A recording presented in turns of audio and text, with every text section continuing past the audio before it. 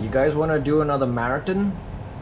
This time we're going to do 5 countries in one sitting. So if you're okay with that, I'm good to go. What do you say we hit Central Asia? Well, let's do it.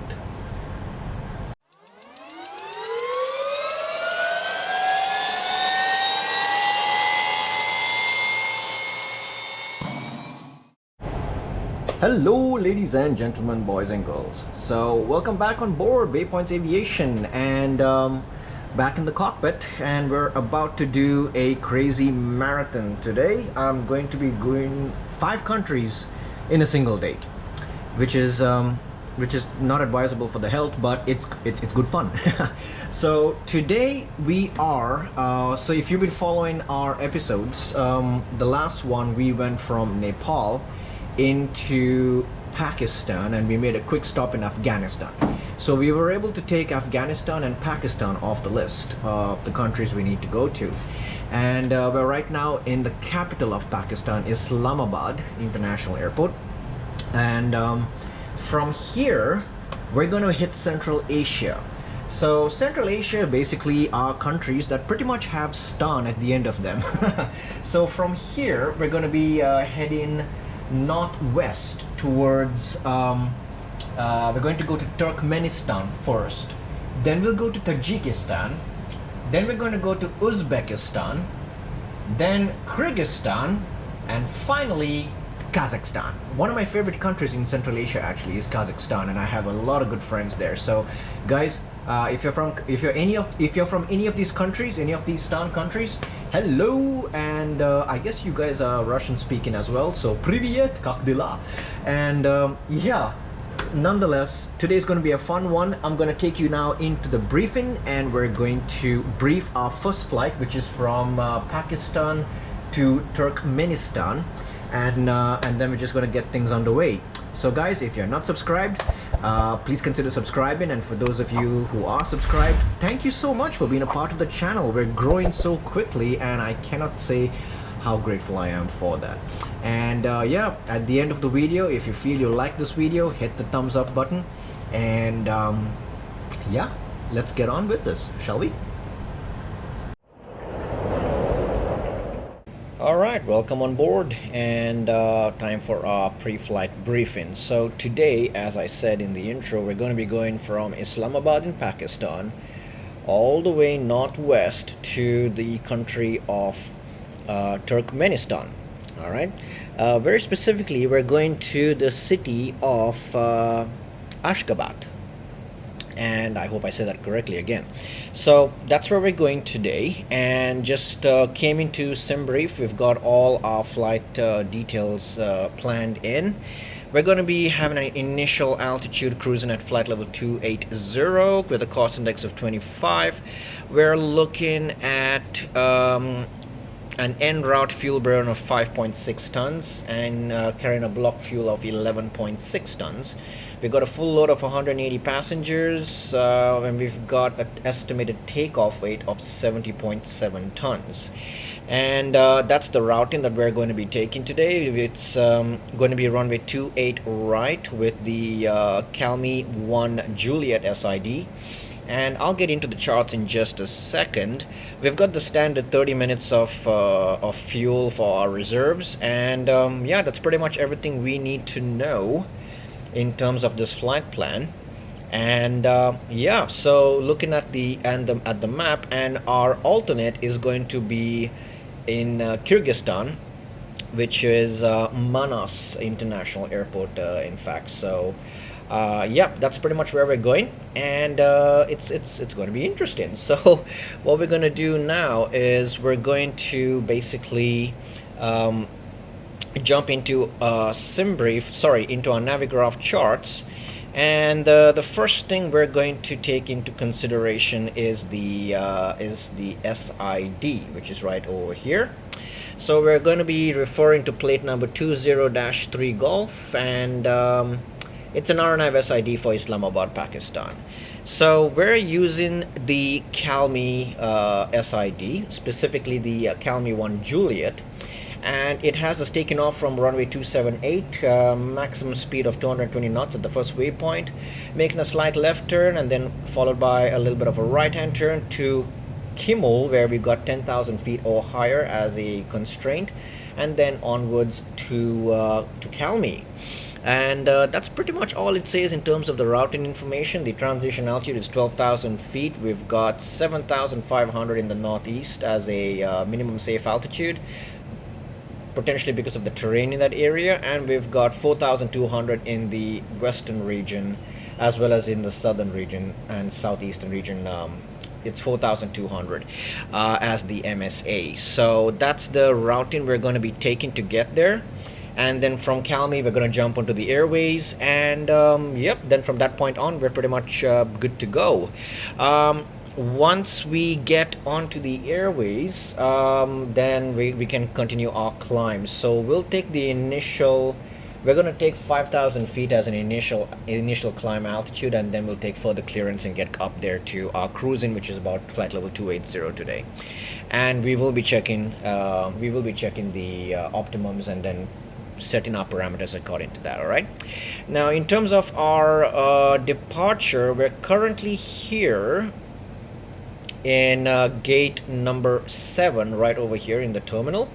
And if I remove that and I basically zoom in over here, we should be able to see the terminal a lot more clearly. Here we go. So I'm using Navigraph SimConnect to basically show exactly where my aircraft is. So I'm here at gate number 7, and we're going to be pushing back potentially nose to the right, and then we're going to go on taxiway November over to Foxtrot, and then we'll go down Foxtrot to taxiway Kilo. We'll make a left on taxiway Kilo and go all the way down to Juliet, where we will be lining up with runway 28 right and departing. In case of an emergency, if we do need to come back, we can come back to the same runway, which is going to be an ILS to runway 28 right as well. So that will be an ILS Zulu to runway 28 right, which is right over here. So basically, if we take off, and we have an engine failure or something, we'll immediately turn around, or we'll probably go towards Kimmel or Kalmi and just go into a holding pattern, see if we can resolve the problem, and then bring her back in for an ILS to runway 28 right. Okay, so that's basically the plan we have, and I guess that's about it really. In terms of the weather, we're looking at Islamabad. The weather is QNH is 1004 today, and yeah, it's 310 degrees, 5 knots, and temperature is 36 with a dew point of 24. A little hazy today, and a few clouds at 4,000 feet. And visibility is down to 3.7 miles, statute miles, which works out to about 6,000 meters of visibility. And yeah, lastly, we're going to go into our performance. So I plugged in all the performance data, and here we are. We've got a flaps 1 takeoff today of a trim of up 0.4, and we can use a flex takeoff of 36 degrees, and our speeds will be 146, 148, and 152. All right.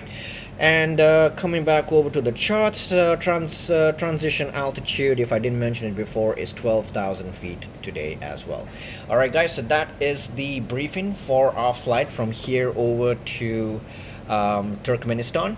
So now let's just jump back in the cockpit, and I'm gonna set up everything, get everything ready to go. We'll push back, taxi, and we'll get airborne, and yeah, we'll enjoy some sights as we climb out of Pakistan. See you guys back in the cockpit.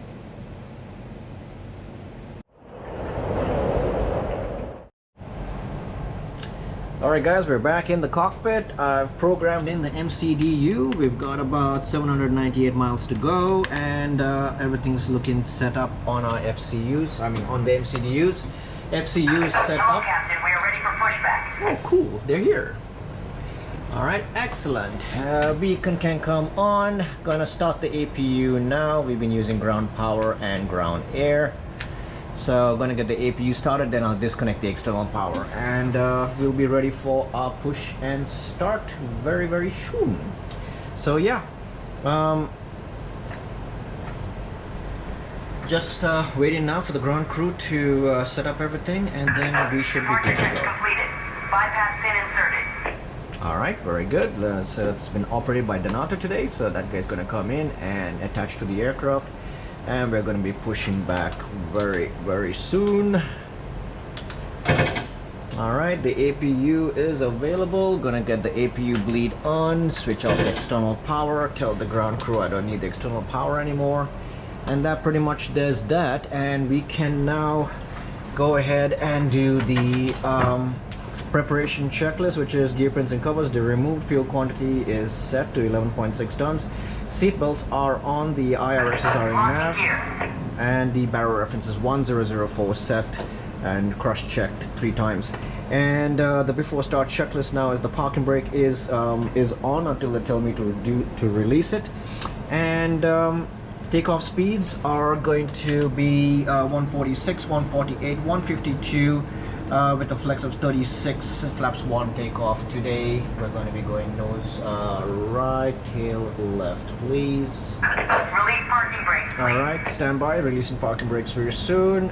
Windows and doors are closed and the beacon is on, so that's the before start checklist complete. Release parking brakes, please. And releasing parking brakes now.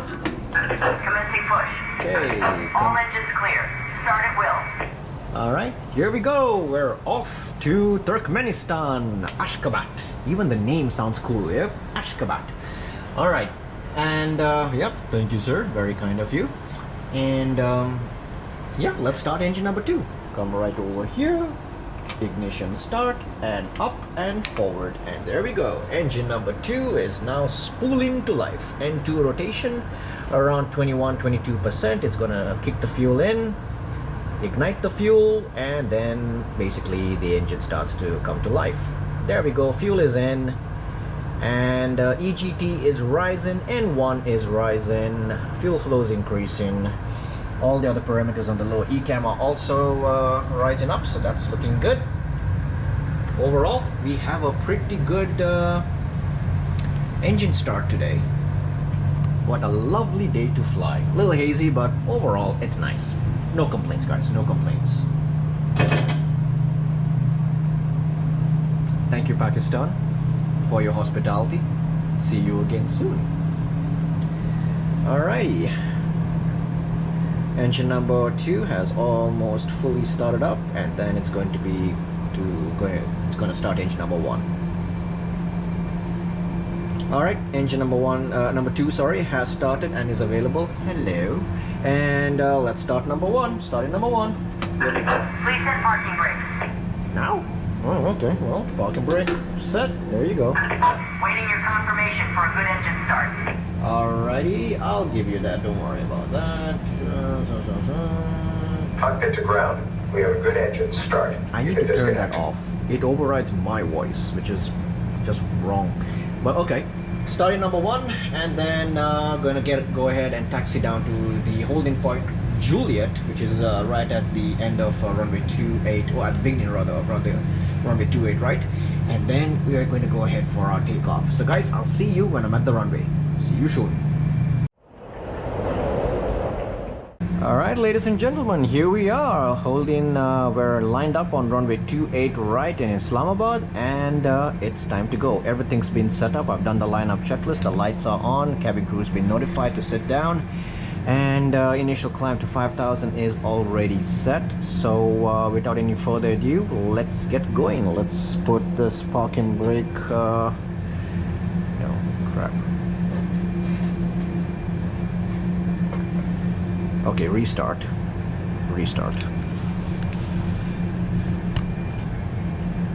Alright, ladies and gentlemen, let's go. We're lined up on runway 28 right, and I've done the lineup checklist. Everything's good to go. The radar is on, the TCAS is on TARA, all the lights are on. I've got the cabin crew notified, and cabin is ready for takeoff as well. All my checks are complete. Initial climb set 5,000, and we're in nav manage mode. So now it's time to put the parking brake off, and away we go. So let's bring 50% onto both engines, little forward pressure on the stick, and And okay, that engine is stabilized, so let's go off to. All right.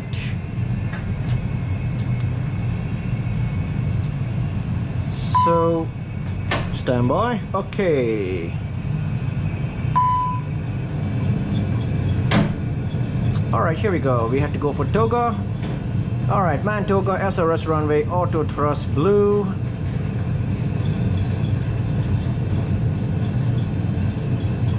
Airspeed's alive, 100 knots, checked.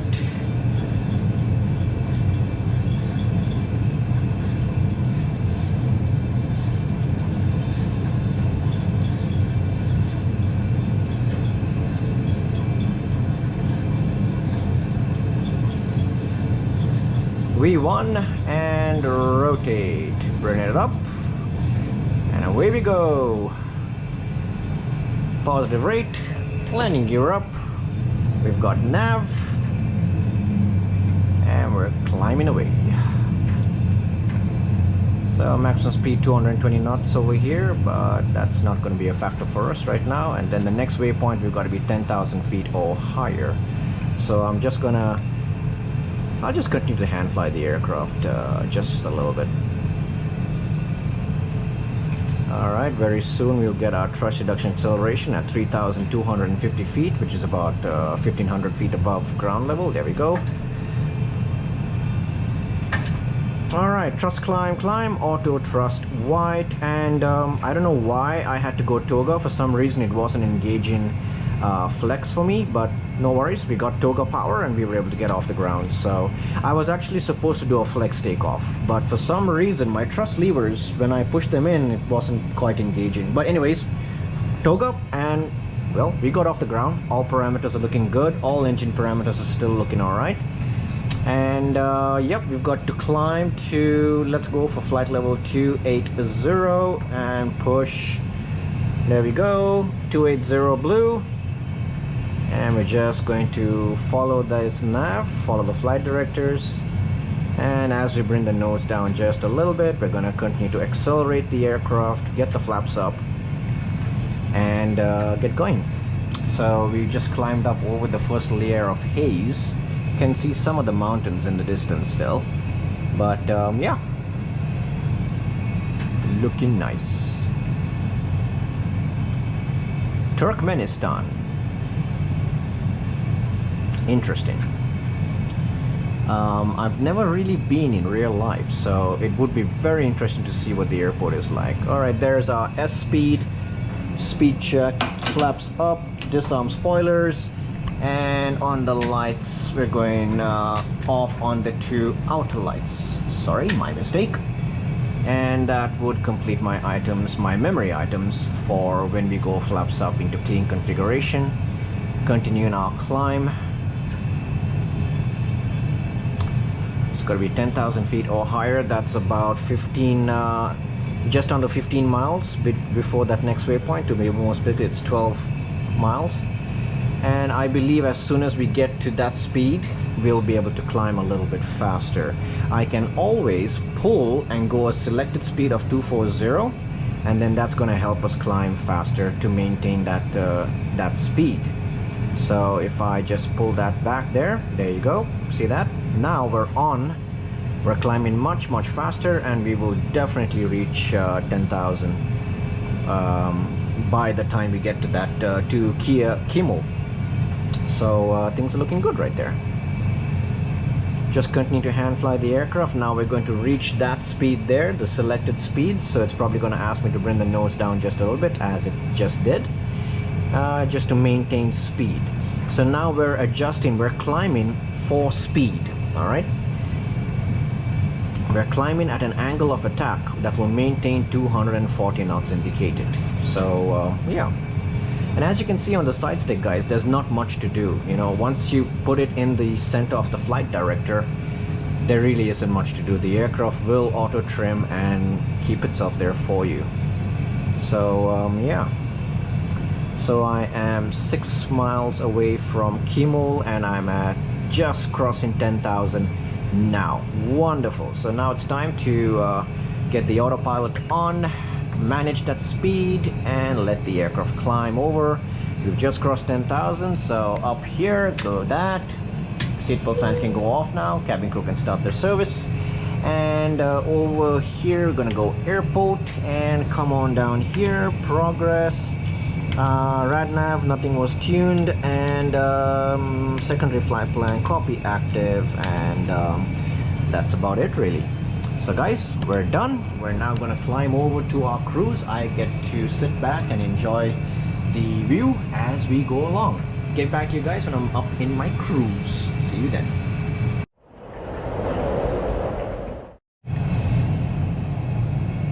Alright, we're up in our cruise, flight level 280, nicely stable, and it is a beautiful, gorgeous day for flying. I'm actually somewhere between the mountains of Afghanistan on my left and what I believe is Tajikistan on my right. So just behind those snow-capped mountains is Tajikistan. And yeah, we're making our way now to a waypoint called Tapas. And we've got 631 miles to go, and fuel is looking good. 5.5 tons will be is expected to remain.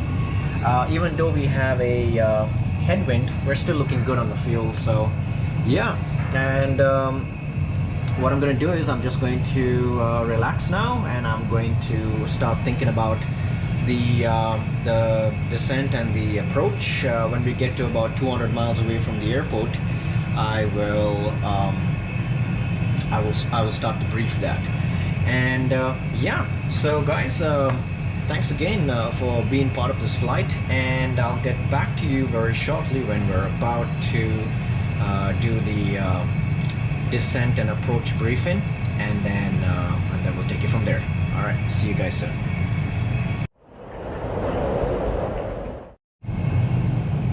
Hello ladies and gentlemen, this is your captain speaking. So we're just crossing the 200-mile marker, which means we are now less than 200 nautical miles away from Turkmenistan, from Ashgabat. So it's time for us to start briefing the descent, approach, and the landing over there. So if you would come with me over to the computer, we're gonna brief all of that and then come back in the cockpit and initiate all of it. All right, so see you guys at the computer.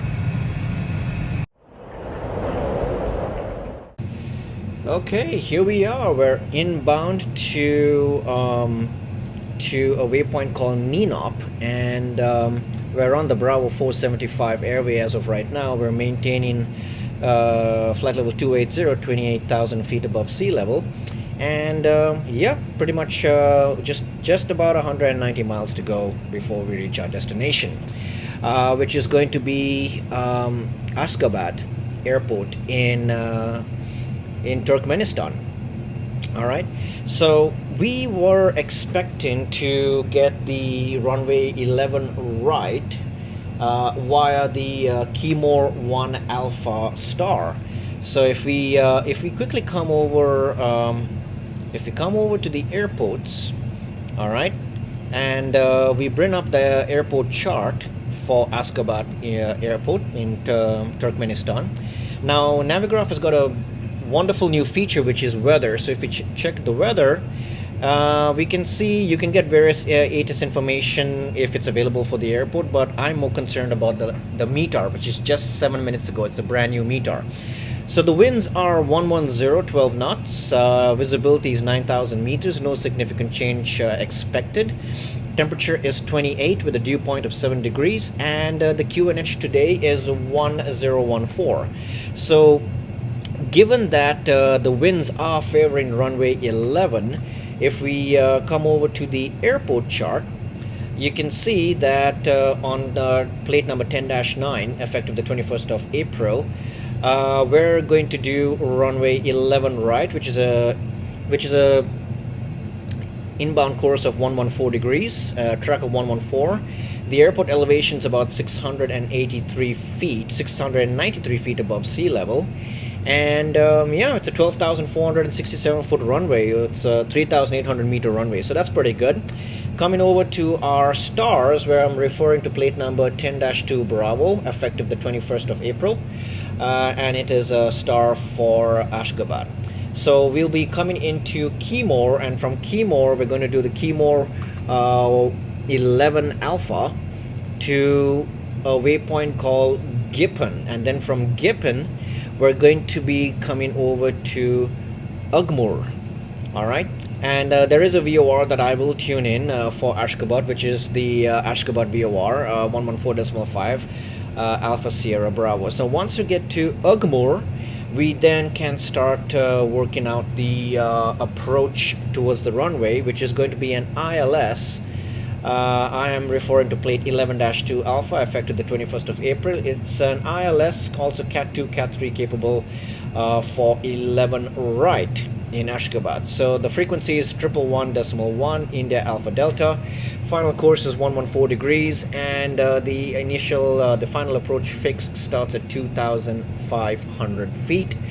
And the MSA in the region, in the northern region, is going to be 3,000, and in the southern region it's going to be 11,800, primarily because of these mountains over here. And yeah, from Gippon we basically make our way over to Ugmur, and then from Ugmur we're going to make a left-hand turn, and we're going to come down to India Alpha Delta and then join.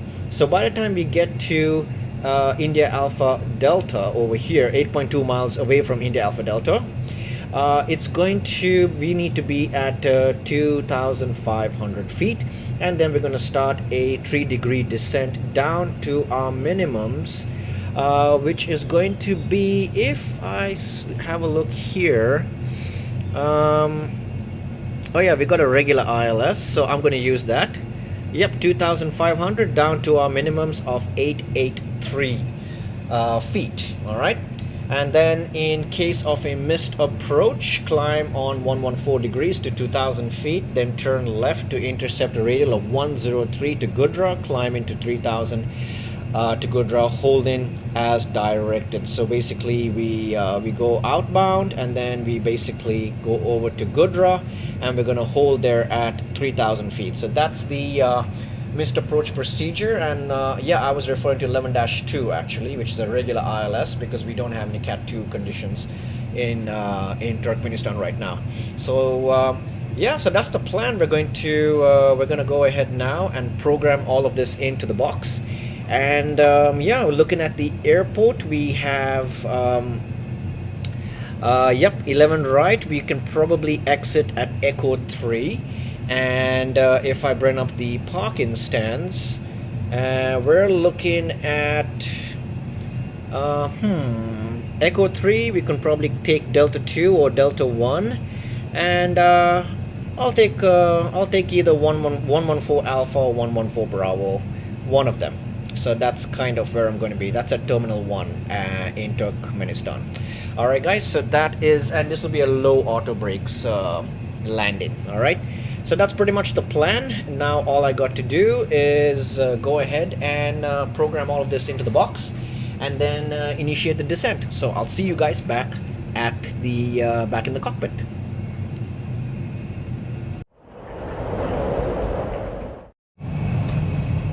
Alrighty, it's time to start planning this descent. So as briefed, it's going to be an ILS approach into runway 11 right in Turkmenistan. So what I'm going to do now, come over here. I've already programmed everything in, so I'm just about 35 miles away from Belug, and I've got 161 miles to go. And as you can see, we're going to be descending to the final approach fix of 2,500 feet. So right now, that's going to be the next altitude that we're going to descend to.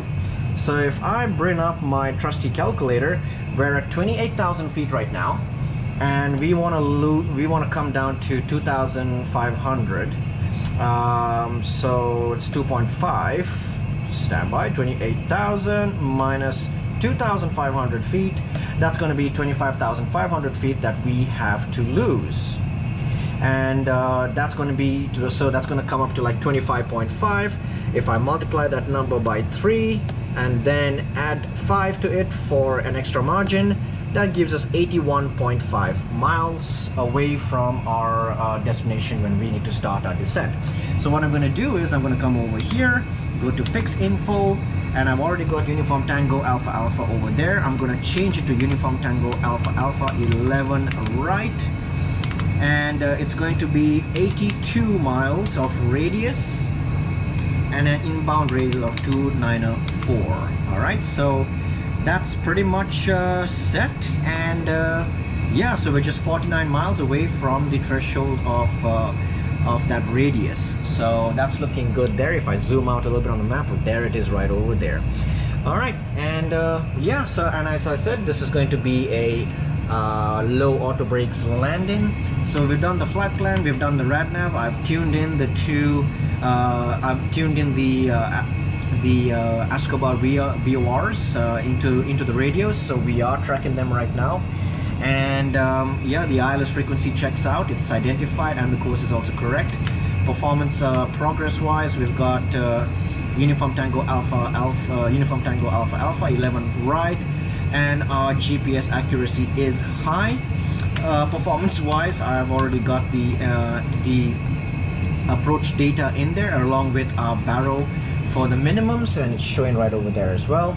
And on top of that, we've got fuel prediction. We still got 56 minutes of flying time when we get there, so looking good there. And secondary flight plan copy active, and we're pretty much good to go there, guys. So we are done with preparation for this approach. Now all that's left to do is to start the descent and get down to 2,500. So what I'm going to do is I'm going to dial 2,500 here into the FCU, and I'm going to keep it there ready. As soon as I hit that marker, I'm going to push this, and we're going to do a managed descent down to 2,500. And looking at this, if it says 2,500, no pluses or minuses, 2,500 exactly. So that's what we need to get to, and we're going to be okay. All right, so we've got the ground winds and everything updated as well. So yeah, all that's left to do is to get there, start the descent, and yeah. So I'm gonna get back to you guys once I've started the descent and we can see the city coming into view, and then I'll show you guys the landing. As of right now, the mountains have kind of disappeared, and we're in this massive plain valley kind of thingy. So yeah, but still a beautiful sight. And I've noticed actually while flying over, there's such a massive distance between the cities, like literally hundreds of miles between one city to another city, or one town to another town. And it's amazing how the distances that people would travel, you know, to get around in this country. It's a huge country, and yeah. So, all right, guys, get back to you when I've done the descent. See you soon.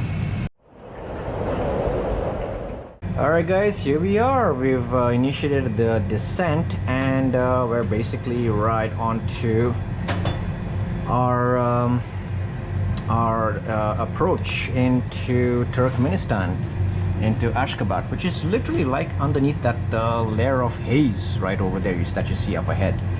And we're inbound to Gipin, and then from there the next waypoint, then we make our turn. So we're just coming up on 10,000 feet. Well, we just went below 10,000 feet actually, so our maximum speed constraint is going to be 250 knots. And we can turn on the lights now, and yep, all good over there. And I can also turn on the ILS screens because we'll be using them a little bit later. And pretty much that's all we got to do for now. I'm just trying to see if I can make out the airport, because it's literally right over there, somewhere out there. It's gonna be below that haze. So yeah, but anyway, we're gonna be joining the ILS pretty soon. We are, as of right now, we're 31 miles to go. So in about 15 miles, I'm gonna activate the approach phase and get the aircraft to do its line up with the ILS and everything, and then I'll take over and hand fly the aircraft in.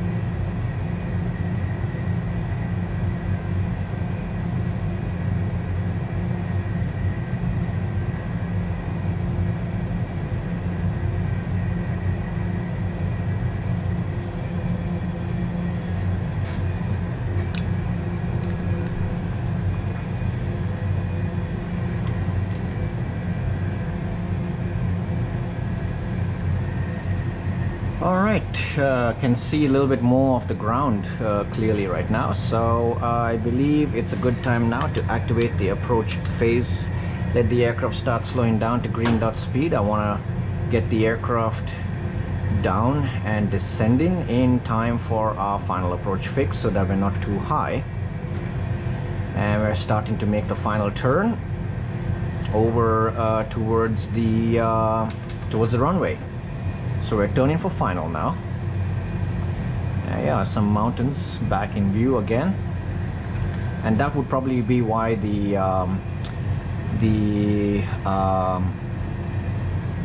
minimum safe altitude in that side of the area is 11,800 feet. Is it 11,800? Yeah, 11,800 versus 3,000 on this side because of the terrain.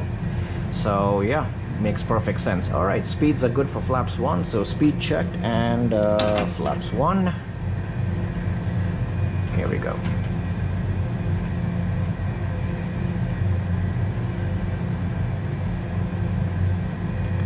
And as we're turning in, gonna keep my ILS approach on as well on the charts. Oh, there we go. I'm starting to see some sights of the city. Wonderful, beautiful. All right, almost turning on final. Less than 30 degrees to go before we have our final approach. So gonna arm the localizer and glide slope and the second autopilot. So Cat 3 dual, autopilot 1+2, glide slope localizer blue.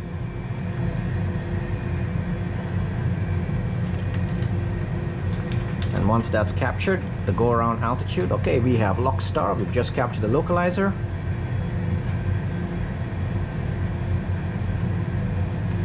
And once we have glide slope, I'll set the go around altitude, which is 3,000 over here. All right, we are 9 miles away from touchdown, so good time for flaps 2. Flaps are coming out, going to 2.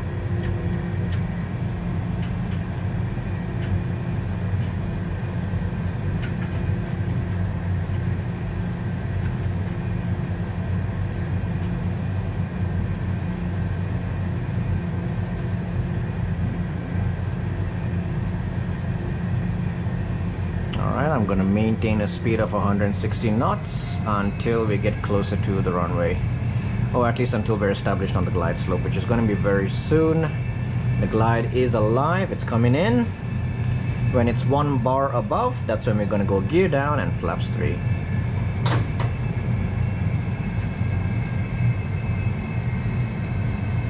There we go, 1 bar above, landing gear down, flaps 3, arm the speed brake, and get the 2 outer lights on. Tell the cabin crew to be seated on the PA.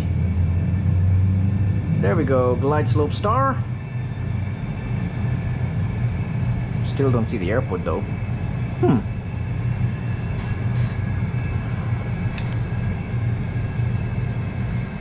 There we go, glide slope, go around altitude 3,000. And going to manage the speed. And I'm gonna go flaps full now, and we can do the landing checklist, which is ECAM memo, landing no blue. So landing checklist is completed. We're 4.6 miles away from the airport, and yes, I see the runway right over there. There's our runway. Looks like we're coming in sideways, so slightly sideways today. Alright, gonna take manual control.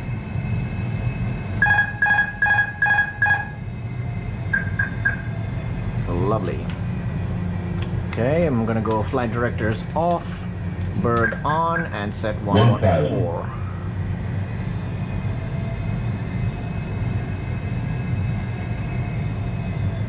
I guess this airport hasn't been properly tuned in for Flight Sim 2020. So yep, just gonna go visual now that I have the runway in sight. Slightly high, but it's okay. I can fix that. And it's a 12,000 foot runway. 400 feet, checked. Sync rate. Yes. I got it. Don't you worry. 200. Think rate. As long as I can touch down on those piano keys, I'll be happy. Pull up. Yes. We're okay. 40. That's 30, it. 20. Retard. Okay, retard. 5. There we go. On the runway, spoilers, reverses are green, and decel.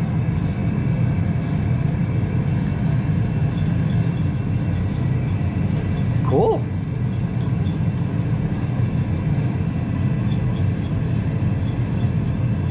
$70 knots, idle reverse, auto brakes go off, and we can now start thinking about full idle on the engines, and gonna just squeeze the brakes a little bit. And yeah, Echo 3 should come up next, but it would seem that this airport is not fully drawn properly. I guess must be the default airport. It's definitely the default airport, so I'll work with what I have. So I'm gonna make a turn right over here, and yeah, get us onto a taxiway, which is right over there. Sweet. All right. Yeah, there's actually supposed to be, according to the charts, there's supposed to be a taxiway here, and yeah, but oh well, what to do, such is life. And yeah, I don't think I was able to find a add-on for Flight Sim 2020, but if you guys know any better, just let me know in the description below. And we have okay, this can only happen to a crazy person like me. What I'm seeing is aero bridges with no airport attached to them. So yeah, that's an interesting one.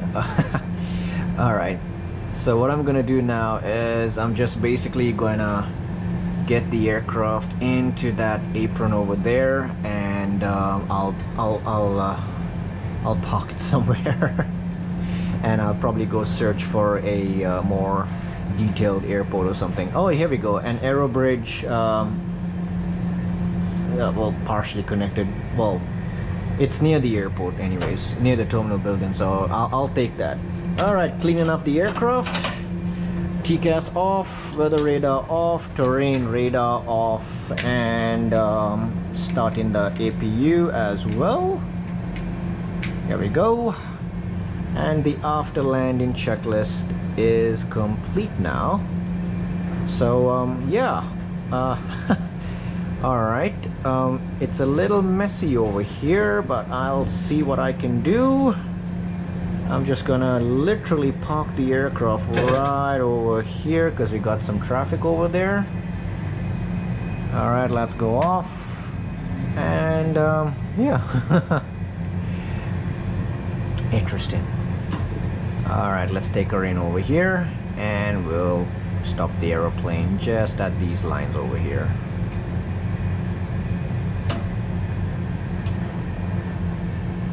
That's it. All right, parking brake set. Just waiting for the APU to come online, and then I'll shut down the engines. For now, I'll shut down engine number 2.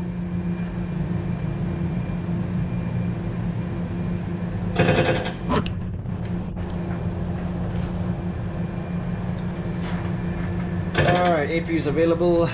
APU bleed can come on, and I'm gonna shut down engine number 1.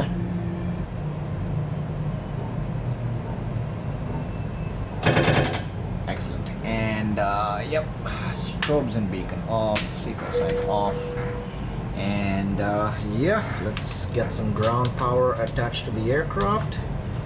External power is available, and the fuel pumps can go off. Crew supply off as well. And that's it, guys. Welcome to Turkmenistan, where the airport is extremely interesting, and apparently American Eagle fly a Challenger here.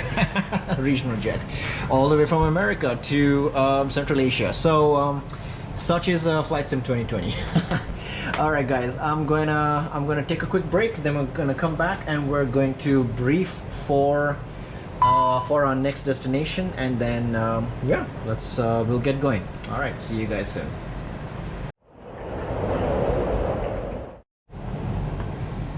All right, back from my little break, and I managed to find some kind of an update for the airport, but didn't do a whole lot of good. I'm still I'm still looking at aero bridges connected to nothing, but it did add some cars in the parking, so that's a bonus, and some lights. So yeah, that's what. So now, guys, it's time to travel to our next country, which is going to be Tajikistan. All right, so I'm gonna go ahead and I'm going to basically program. I'm gonna go ahead and brief this, plan it out, and then come back in the cockpit and initiate the whole thing. The capital of Tajikistan is Dushanbe. All right, so that's where we're going to be going today, Dushanbe, and yeah, so stay tuned for the update. I mean, sorry, for the briefing, departure briefing, which is coming right now. All right, so we have pretty much got our flight plan over here. We're taking off from Uniform Tango Delta Delta, which is Ashgabat International Airport in Turkmenistan, and we're going to Uniform Tango Delta Delta, which is Dushanbe Airport in Tajikistan. All right, and our alternate today is the city of Tashkent, which is in Uzbekistan. All right, so we're going to have a flying time of 1 hour 15 minutes, about 527 nautical miles, and looking at our takeoff weight, we just need about 7.2 tons for fuel, so we'll be having about a gross weight of about 66.4 tons and estimated landing weight of 63 tons, full load of passengers today. And looking at the flight plan, we're going to be taking off on runway 11 right, the same runway we used to land on, and we'll be using the Uraba 11 Delta SID to get out of here, and then we're going to join the airways and we'll be on our way. Not a very long flight, and I'm expecting tailwinds pretty much along the way, so should be good to go. And expecting runway 27 in Tajikistan. So coming over to the charts, I've imported our flight plan. So looking over here, we've got the plate number 10-3, which is effective the 21st of April. It's an SID for Turkmenistan, and we're doing Uraba. So is it Uraba? Yes, we are. We're doing Uraba. So we'll be pretty much taking off 114 degrees, making a left-hand turn to 067 degrees. We have to be at 1,400 feet around this point over here, and then make a left-hand turn, and then it's directly to Uraba and then onto the airways and onwards with our journey. And our initial cruising altitude today is set at 37,000 feet, actually, probably because we're going to be flying into terrain, an area with a lot of terrain, so that kind of makes sense. But yeah, we'll take the 37,000. We'll go over there, and yes, that's pretty much the flight plan I've got. The weather has not changed since the last update we received, which was almost 2 hours ago. Just gonna update it right now, and this one's now updated. So the QNH is 1014 still, with winds out of 100 at 12 knots and a temperature of 28 degrees with a dew point of 7. No clouds and visibility of 5.6 miles. All right, so that's pretty much what we have for the weather. And for our departure, in terms of our pushback and our taxi out of here, I'm going to be pushing back from where we are right now, and we're potentially going to get onto, let me just zoom in over here. We're potentially going to push back and take taxiway Foxtrot, and we'll take it straight down to Echo, and then make a right on Echo and go straight down Echo to Echo 6, where we can line up with the runway and get out of here. So that's pretty much the plan, guys. So and yeah, of course, in terms of an immediate return, we'll come back to an ILS to the same runway, which is 11 right. So that's pretty much it. So yeah, time to get back in the cockpit and make sure all of this happens. All right, see you guys back in the cockpit. Oh, yep, sorry, before I go, so sorry. Performance, I plugged in all the performance data from our load sheet. Air conditioning is on, and I put all the information over there. And we have flaps 1 with a trim of up 0.2, a flex of 67 today, and speeds are going to be 147, 147, and 152. All right, that's it, guys. Let's go into the cockpit and let's do this flight. See you there.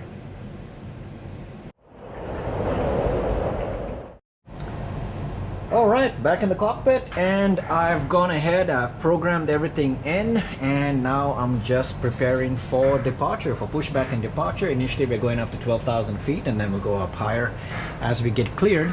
And yeah, time to get the seatbelt signs going, emergency lights. Not using the external power, so I'll have them disconnect that. And yeah, pretty much good to go on all sides over here. So yeah, now it's time to just push back, start the engines, and get down to the runway and head out for our departure. So yeah, I guess that's pretty much all I can say right now. I've programmed the entire flight plan in. As you can see, we're using 11 right for our takeoff, using the Uraba 11 Delta SID, and that's taken us outwards and then onto the Alpha 17 airway. And this is a 522 nautical mile flight, so it's just a little bit over an hour and we'll be there. All right, so talk to you guys soon when I'm on the runway and ready for takeoff. What now? Oh well, yeah, don't worry about it, it's okay. Recording.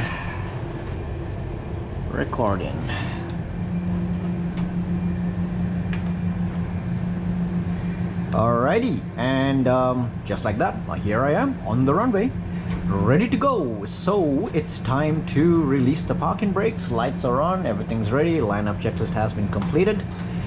Okay, let's go, guys. A little forward pressure on the side stick, bring it up to 50%, and one. Ah, it's a good sound. Alright, and away we go. Click and click. Alright, Manflick 67 SRS runway, auto thrust blue, and takeoff thrust is set. Awesome.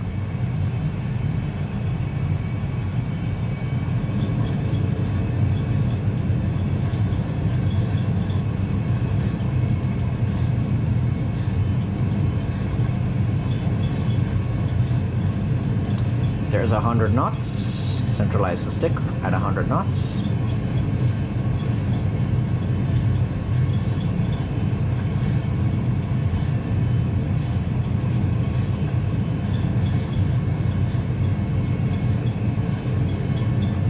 V1, rotate. Here we go. Into the big blue sky. Okay, we got nav, positive rate, gear up, and I'm gonna get to 1,500 feet by that point over there, and we're gonna start our turn over towards Uraba. There we go, our on-flight director. Thank you, Turkmenistan. Beautiful city. Nice weather too. Which is 28 degrees today there, compared to 40 degrees in Dubai today. But you know what? Dubai is Dubai. And yep, we're gonna make our right turn now. We've got lever climb, so I'm gonna bring this back. Okay, thrust climb, auto thrust white, and we're just gonna go ahead and place the aircraft right on that flight director.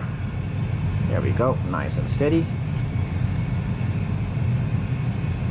And I'm gonna go autopilot on now,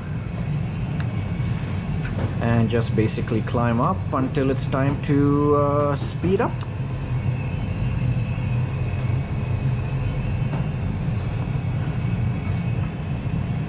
Alright, up in the haze, you can see the tops of the mountains over there in the distance.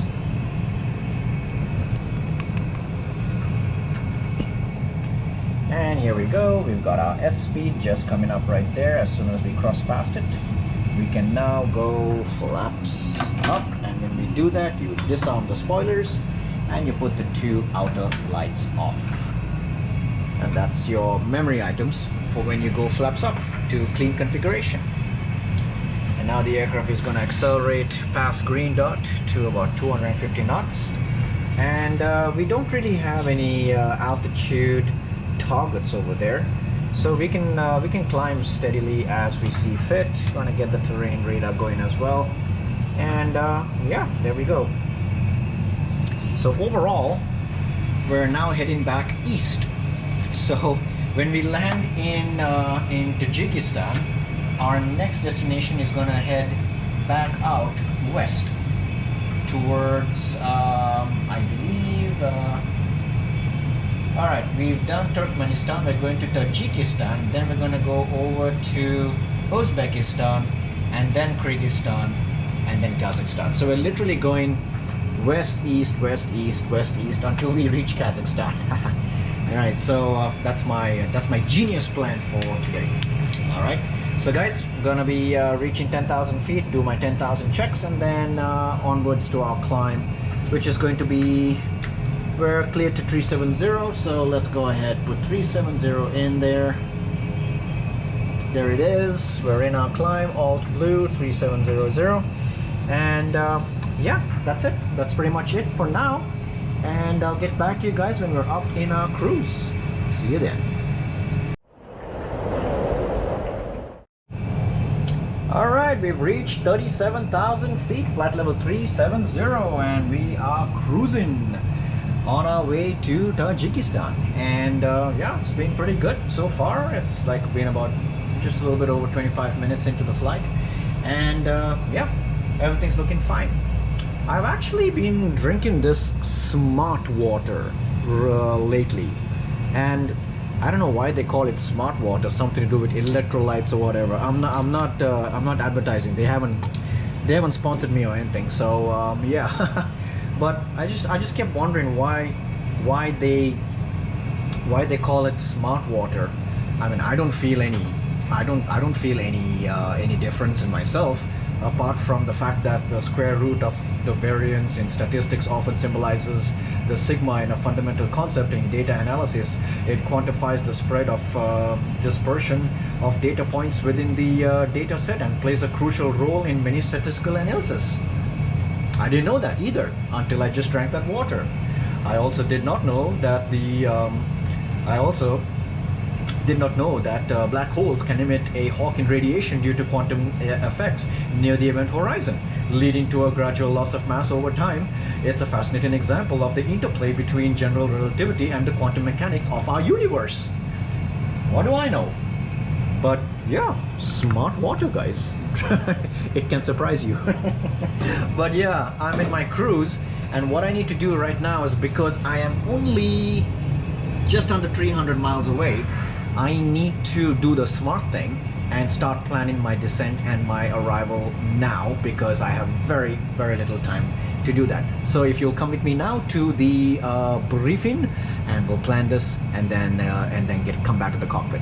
All right, see you guys at the briefing. Okay, ladies and gentlemen, it's time to start figuring this out. So first thing, looking at the airport chart, we've got a runway 09 and runway 27, so an easterly and a westerly runway, and a pretty small airport with a pretty small terminal.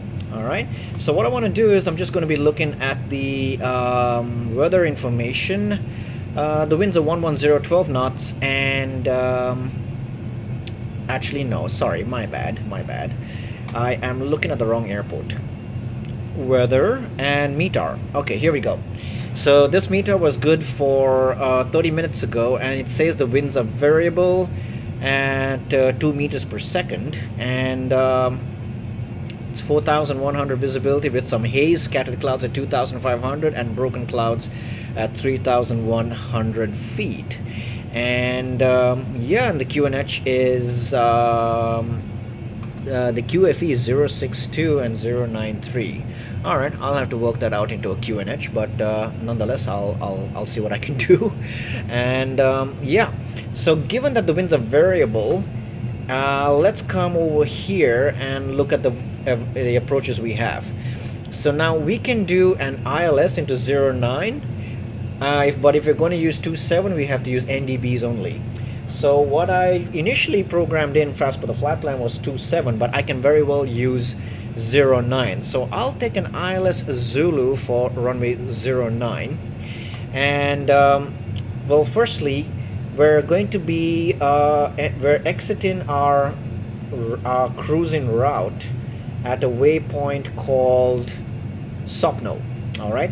So from Sopno, we are going to be trying to intercept runway 09 right. So basically the procedure has us coming from Rudob, a waypoint called Rudob, making a left turn, and we basically mandatory altitude of 6,850 feet, and then descending down to 5,860 feet, and then starting the descent down towards the runway, where we will have an ILS minimums of 3,986 feet. And that's pretty much it in terms of that. I was referring to plate 11-1, by the way. It's an ILS Zulu for Dushanbe in Tajikistan. MSAs in this area are 8,000 in the south, 6,600 in the southwest, 15,600 because of these guys over here in the north, and then 9,000 in the east. So yeah, I think the 09 approach is going to work really well for us. We will program an NDB as well for tracking, and the frequency is 110.3 with a final approach of 086 degrees, and the approach starts at Tovgo, which is 5,860 feet above sea level. All right, so that's pretty much what I've got for that. And then looking at the airport itself, we'll be landing 09, which is touching down in this direction, and realistically we might be able to take this exit over here, which doesn't seem to have any markings, and then make our way back this way, and we'll probably take what's closest to the terminal, which is going to be right over there. These are the terminals right here. So yeah, we'll probably take I don't know, number 5, maybe Bravo 5, Bravo 6. We'll take one of those. That should work out pretty well for us, guys. So that is the approach, descent and approach briefing that we've done. I'm gonna go ahead, program it into the box, come back to you when we're about to start our descent, guys. All right, see you soon.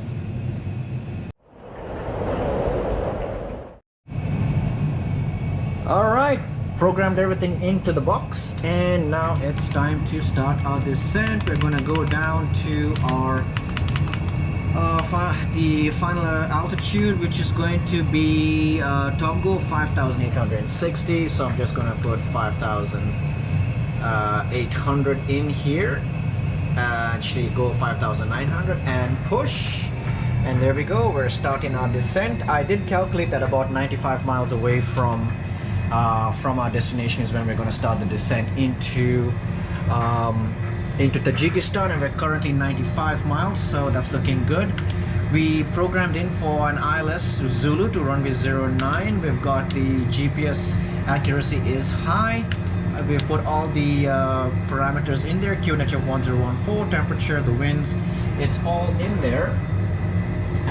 So it's pretty variable right now, so it's looking good.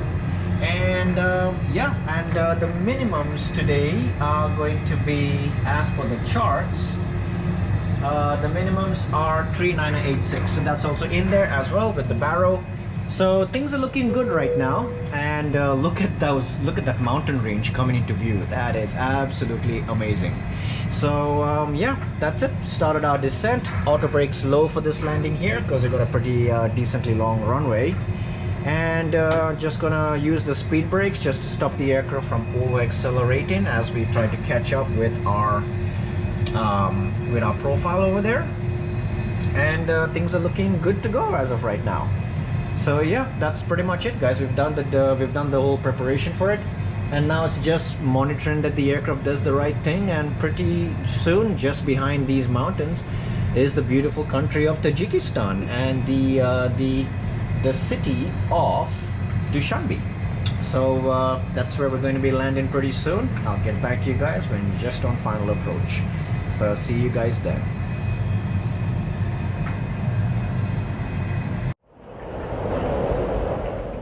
All right, ladies and gentlemen, we've descended down below 10,000. We're just making our way. I've had to kind of manage the speeds manually because the descent was quite steep that we had to do to get up and around and then beneath these mountains over here. So yeah, it's been a little bit of a challenge, but no worries. We've got the speed brakes out, and right now, since I'm below 250 knots, I'm gonna go ahead and get the landing gear down. So that's going to help me slow the aircraft down as well, and this will allow me to manage my speed and engage flaps 1, which I'm going to do right now. Flaps 1's coming out.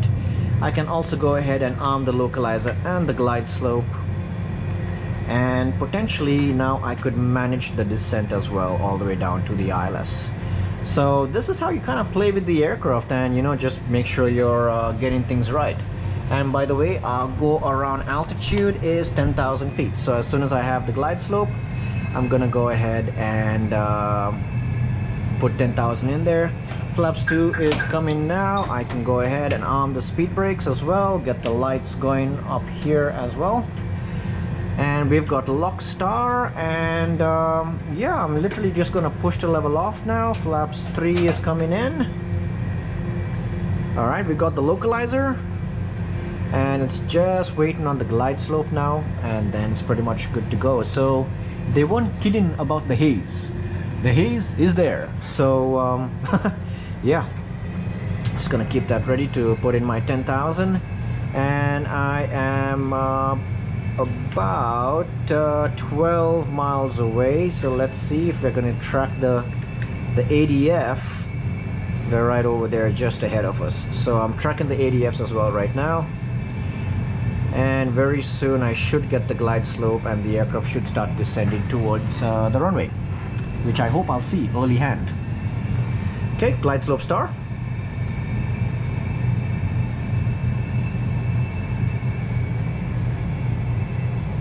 Beautiful place. All right, glide slope. 10,000 set. And yeah, this airport sits at 2,569 feet above sea level.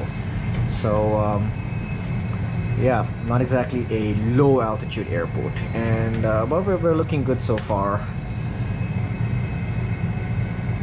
I'm just waiting now to get the to 2,000 feet above ground level, and then I can go flaps full and the landing checklist, and we should be good to go.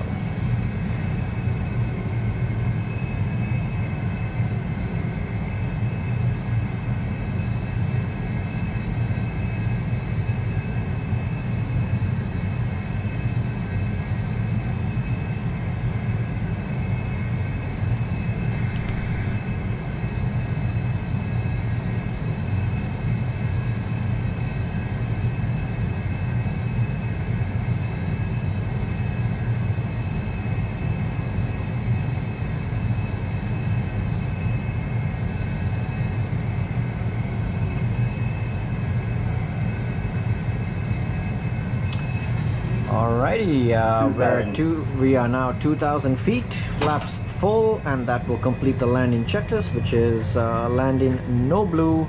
Everything's ready, and now all we gotta do is land this aircraft. So if any of you see an airport up there in the distance, let me know please, because I don't as of right now. But trusting my instruments to take me in.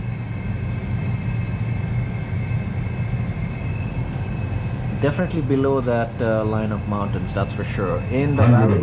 Oh, beautiful. I can start seeing the city. All right. Coming up on our minimums very soon. Okay, minimums. And do I see a runway? No, I do not. Actually, no. Wait. Sorry. No, don't cancel just yet. I do see a runway. Yes. So we're proceeding right over there. Straight ahead. There's our runway. Gonna let the autopilot do its thing, and you guys should see it very soon as well. All right. Wow, it's a smoggy day today. 1,000. 1,000 checked.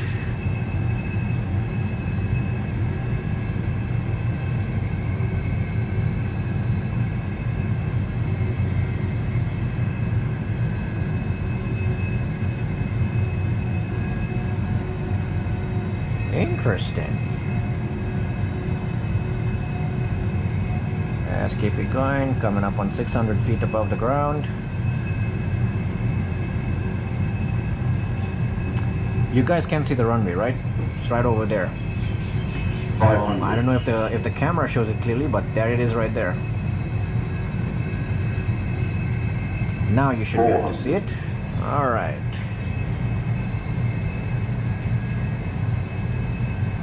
Some pretty tall buildings, 300. not very close to the airport. Wow, okay. Okay, and let's go. 200. Autopilot off.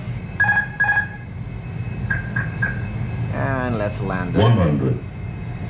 Glide slope. Yes, yes. 40. 30. 20. Retard. 5.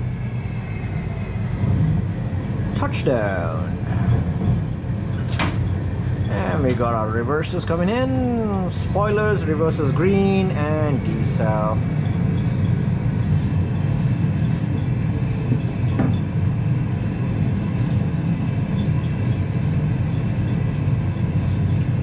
Idle reverse, brakes off, and hopefully there will be an exit somewhere here. Just gonna squeeze the brakes, bring the aircraft to a halt. Full idle, and yeah, that looks like a military part of the airport right there with those bunker thingies. All right. Let's go. Just gonna exit over here and make our way towards the gates. Awesome. Welcome to Tajikistan, ladies and gentlemen. Dushanbe International Airport. Okay. Where the local time is I think 4:26 in the evening, and the temperature is a beautiful 31 degrees. Alright, clean up the aircraft. That goes off. Weather radar off, off, and start. Apu. If you've seen The Simpsons, you know what I'm talking about. And terrain radar off as well. It's been an hour and 5 minutes, so yeah, we made some pretty good time coming in. All right, guys, I'll get back to you, and I'm just about to park this thing.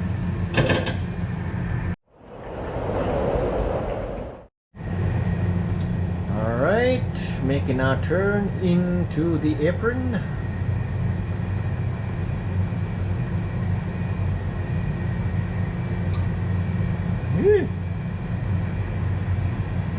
Thank you for the heart attack. Pulling up next to a 737 NG,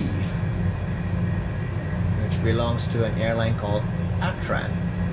Interesting.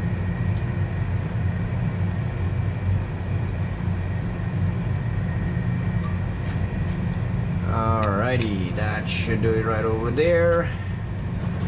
Parking brake on, set, and APUs available. So shutdown 1, shutdown 2, beacon off, lights off, APU on, and let's do that and that and that. And that, my friends, is a wrap on our flight towards Tajikistan. So what we're going to do now is we're going to take another break, and then we're going to come back, and we're going to brief the next flight, which is going on towards our next country, which I believe is going to be Uzbekistan. So we are into Tajikistan, now we're going into the U's. Okay, so Uzbekistan's next, then Kyrgyzstan, and then on to Kazakhstan.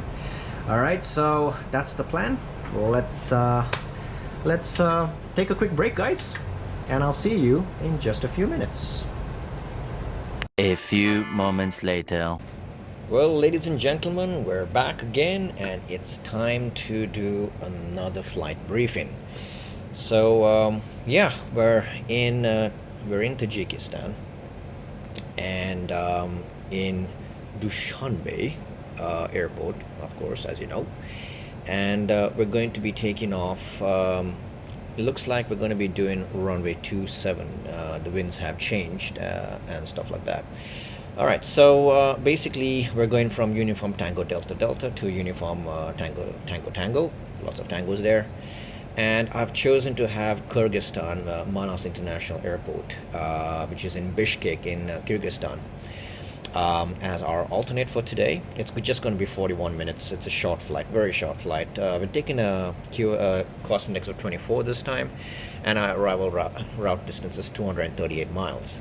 We will be burning 1939 of kilograms, and that's given us an estimated takeoff weight of this much here, 65.1 tons. And yeah, things are pretty standard over there. So we're looking at a departure from runway 27 to the Sierra X-Ray 7 SID over to Sierra X-Ray, and then on the Alpha 353 airway taking us all the way north to Tashkent. All right, where we can probably expect a 08 left. Well, we'll talk about that once we get up in the air. All right, so that's essentially the flight plan. Looking at our weather, we've got winds variable today. It's IFR conditions because the visibility is really dropped over the last few minutes. We've got a visibility right now of just 2.7 statute miles, which is fine. You know, I can deal with that. We've got scattered clouds at 2,700, broken clouds at 3,100, and more broken clouds at 3,500.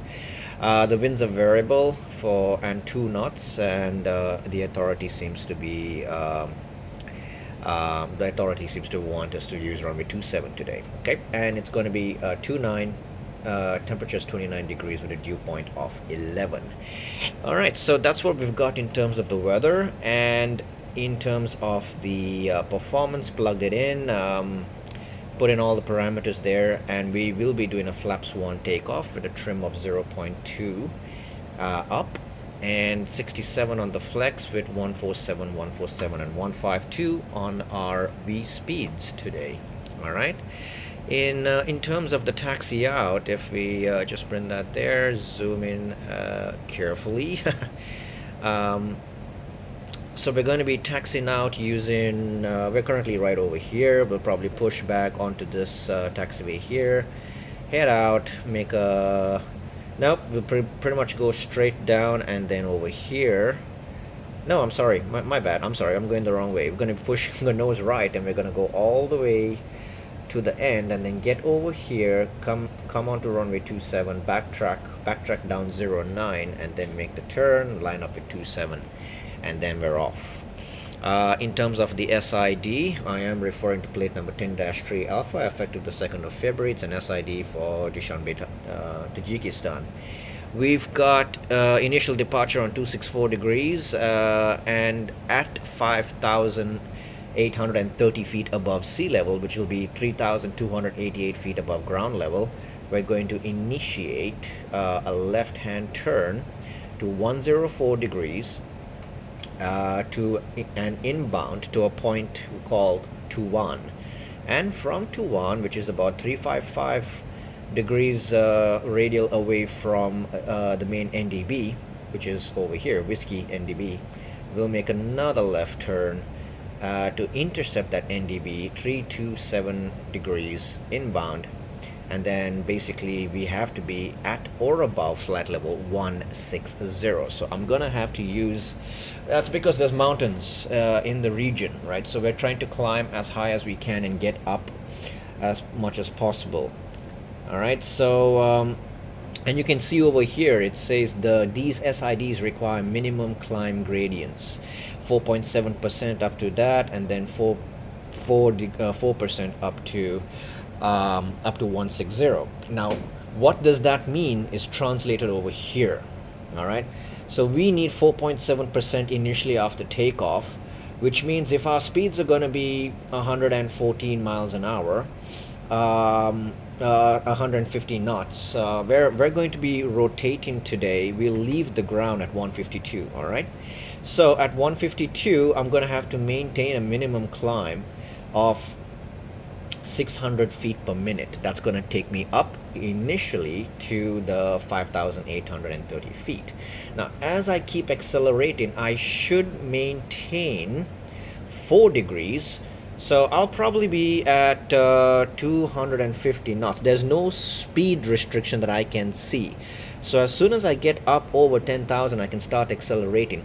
But generally speaking, I need to make sure that I'm at least, if I'm in the region of 200 knots, this is the altitude I need to be climbing at. The rate of climb I need to maintain. And this is for the 250 knots, and this is that. What I'll do is I'll probably go selected speed, and I'll balance the aircraft out in such a way that I'm climbing at a steady 1,215 feet per minute while accelerating. And I'll show you how to do that once we're up in the air, okay? So it looks pretty fine for now in terms of that, because once we get past that, we'll be flight level 160, and we're looking to do flight level 210 for our flight today, so which fits within the parameters we have here. So I'm filing for 210 because this is a very, very short flight. Pretty much once we get past this, we're going to be wanting to immediately because once you get past that point over there, you pretty much go right over the mountains and start planning your descent into Tashkent. So it's not going to be a long flight at all, guys. All right. Anyways, I guess that's pretty much it. The SID really needed to be briefed properly because there's a steep climb gradient required. All right. And what I'll do is I will show you guys how to do that climb gradient. And in terms of MSAs in this region here, it's 8,100. And look over here, from this point on they want us to be at 16,000, flight level 160 or higher, and that is because of this. The minimum safe altitude is 15,600, and the reason for that is because we take off and immediately we have these mountains over here. All right, and some of these mountains are pretty high, so that's why we need to make sure we climb up and we're safe above them. Okay. All right, got my performance, got my climb gradient set, so all that's left to do now is head back into the cockpit, program everything in, and get going. So I'll see you guys back in the cockpit once I've programmed everything. See you soon.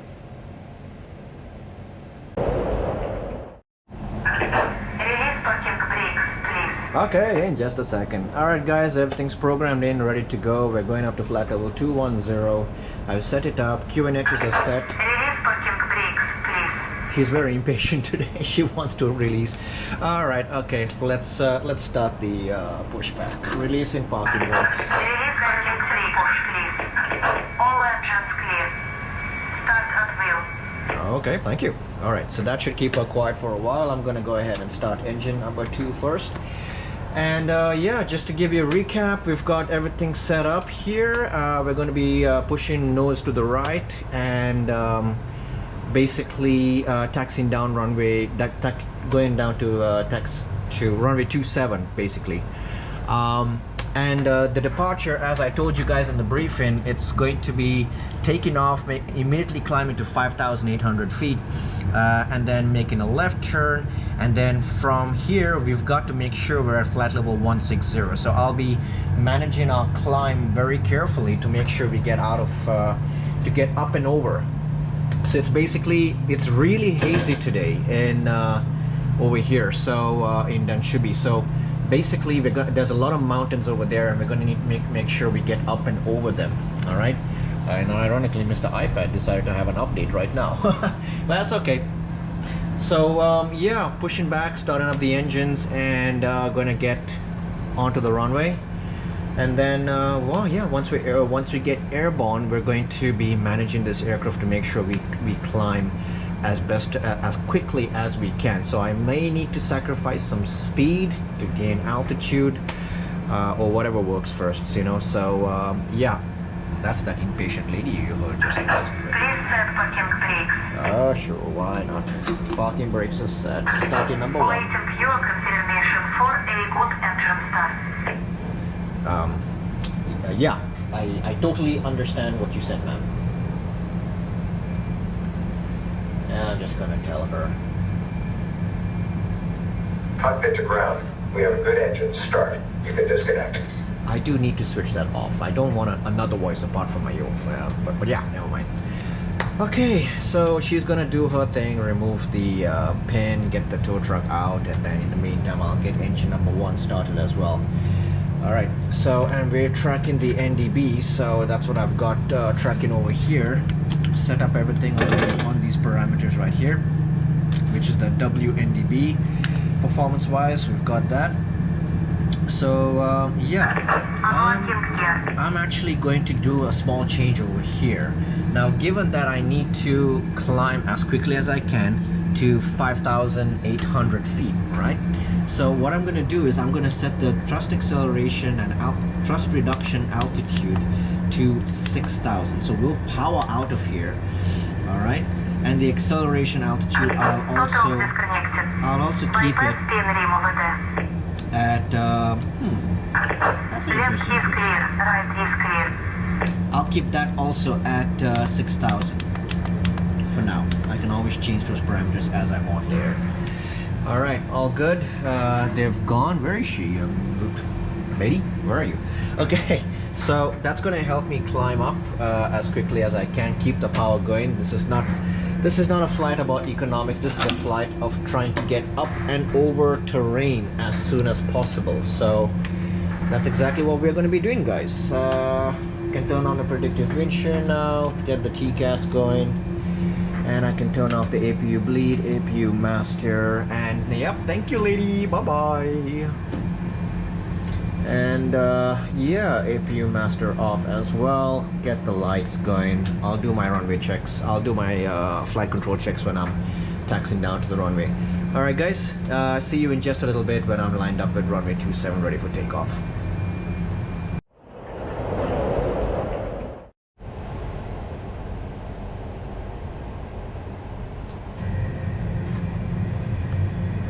Alright guys, here we are. We're backtracking on runway 27, well, runway 09 rather, onto 27 once we make the turn.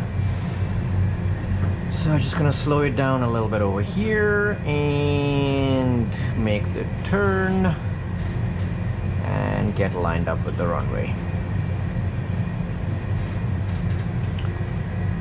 Alright, nice little steep turn here, right onto the runway. Okay guys, lineup checks are completed and everything is good to go. I'm ready if you're ready. Ready? Okay, let's go. Small adjustment here just to point it in the right direction. There we go, that's what I want. Alright guys, let's go forward. Okay, 50% on the engines and flex. Okay, man flex 67 SRS runway auto thrust blue.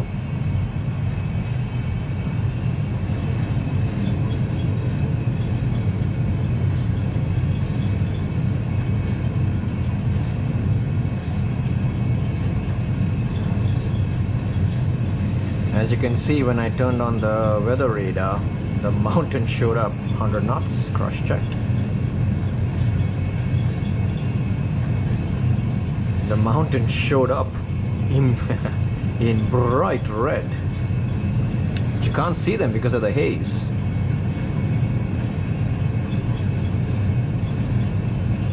V1 and rotate. Take her up. Okay. And nav, positive rate, gear up. And here we go. I'm gonna maintain a nice steep climb. Soon as possible.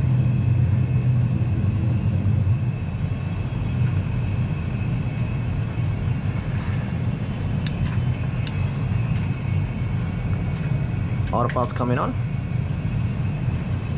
Alright, so now because I set the thrust reduction acceleration to be 5,800, we're not going to bring the power back until we reach 6,000. Alright, so that's the plan. And okay, once you come up over the haze, that's when you get to see the mountains. Cool. Alright.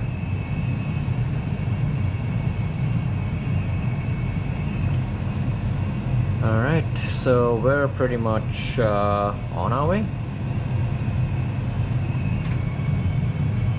Once you get to 5,800, we should start the turn. So things are looking good. We're pretty much going to be right on our profile.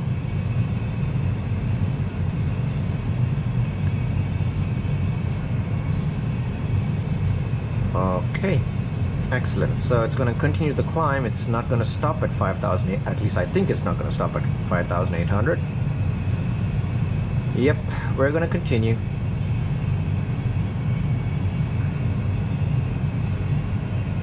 Alright, now we get lever climb because we just crossed 6,000, and one click back, lever climb, thrust climb, auto thrust right, 250. So the aircraft is going to dip down now for the acceleration, and yeah, it wants to go over to 250. So as soon as we start this turn, that's when I'm gonna have to start thinking about, are we climbing properly or not? Alright, so yeah. But guys, for a second, look out there.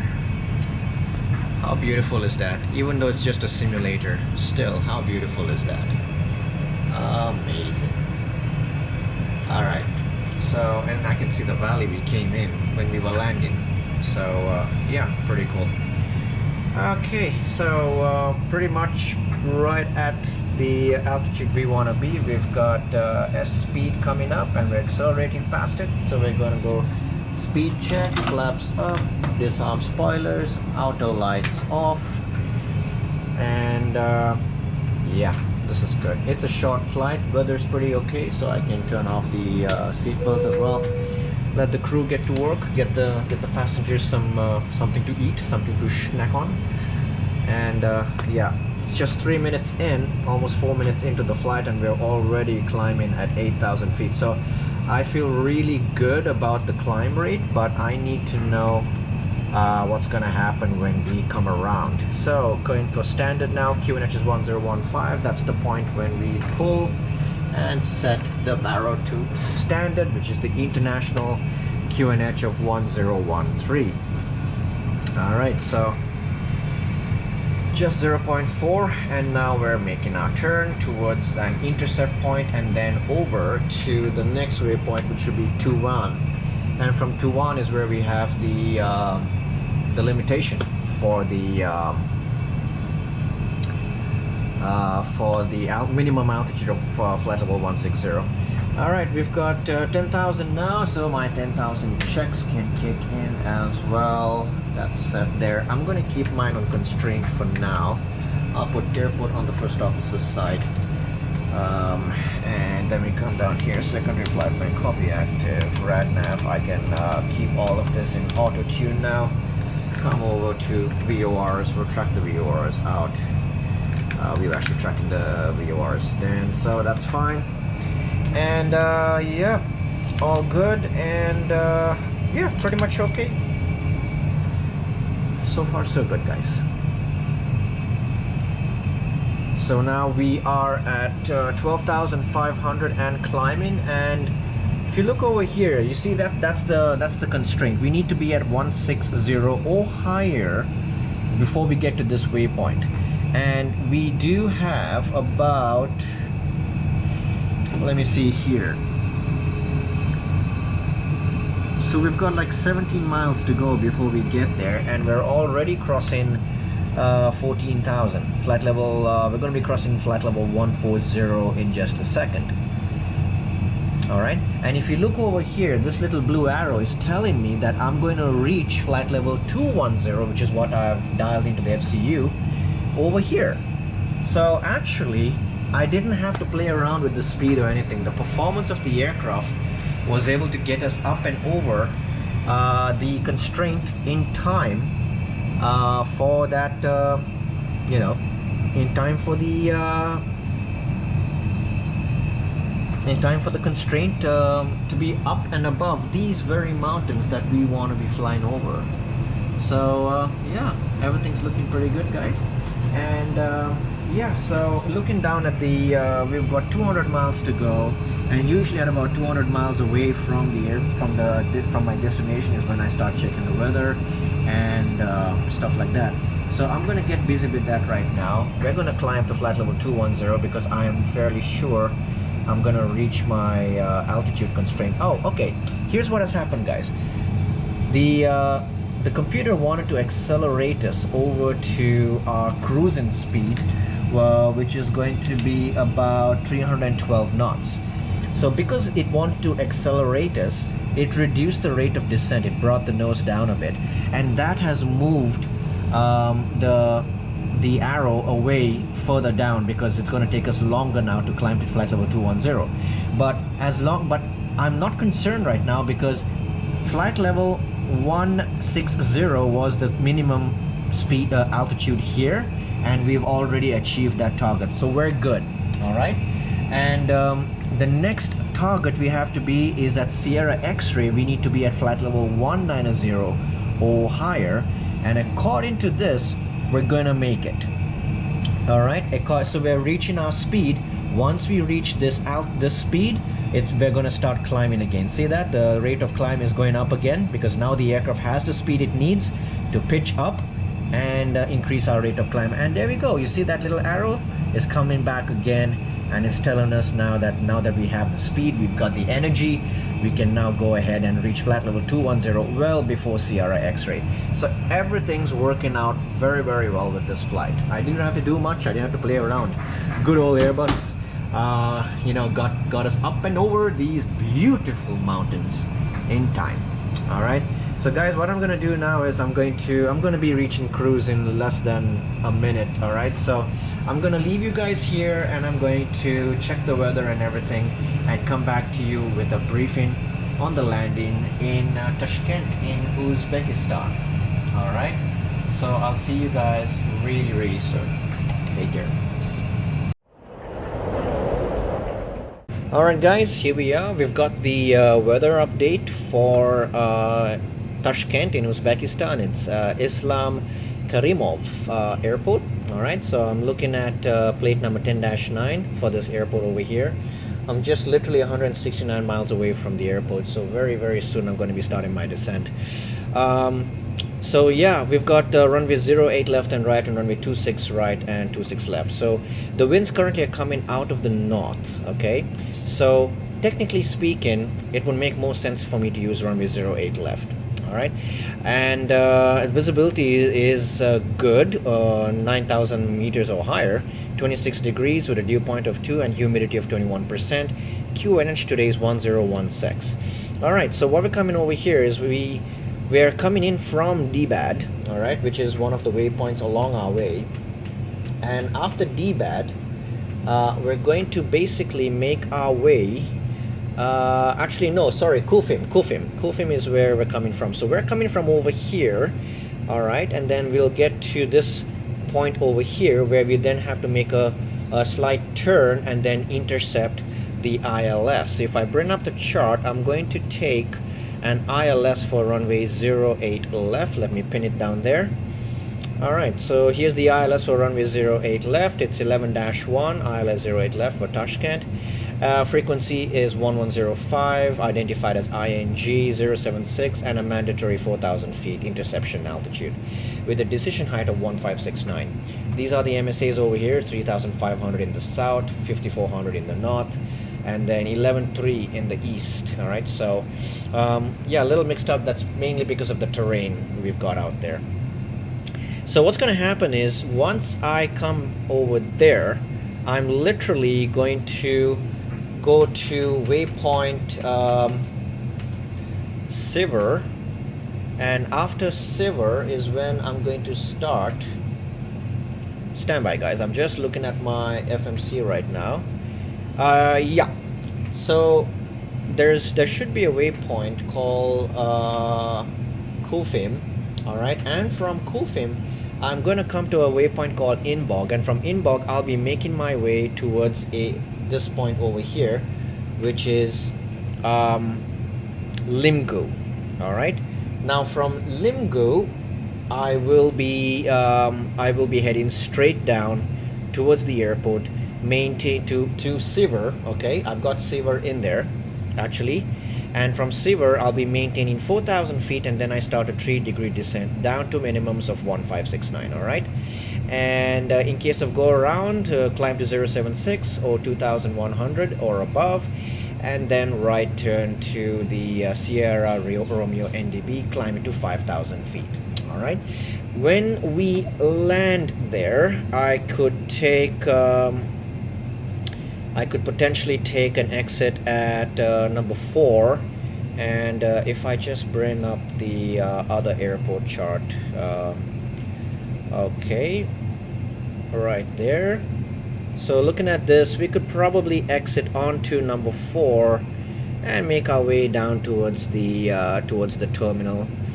Yeah, making our way probably past the Technic hangars, and we could potentially take, I would say we'll take Charlie 17 today. That looks good to me. Yeah, Charlie 17, or we could even make our way all the way down here and take the larger parking. Actually, you know what, we'll come to Terminal 2, take the Bravo 4. Why not? Okay, and yeah, that's gonna work out pretty well for us. Terminal 2, we'll go for Bravo 4. So that's the plan, guys. And as of right now, I am 141 miles away. I'm at flight level 210. So I'm at flight level 2. I'm at 21,000 feet. I need to descend down to 4,000 feet. That's 17 times 3 plus 5. And there we go. 56 miles away is when I need to start my descent down to 4,000. All right. So I'm gonna head back in the cockpit, make sure I program all of this in, and then yeah, we're gonna initiate this descent and landing. See you guys back in the cockpit.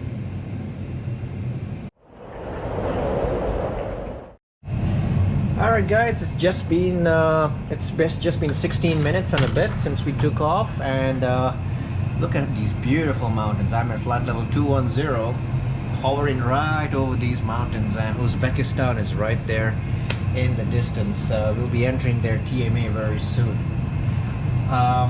Yeah, okay, so down to our flight planning. So I have selected the arrival for ILS 08 left, while the Kufi 1 X-ray star. So our flight plan basically takes us from here right all the way down to Kufim.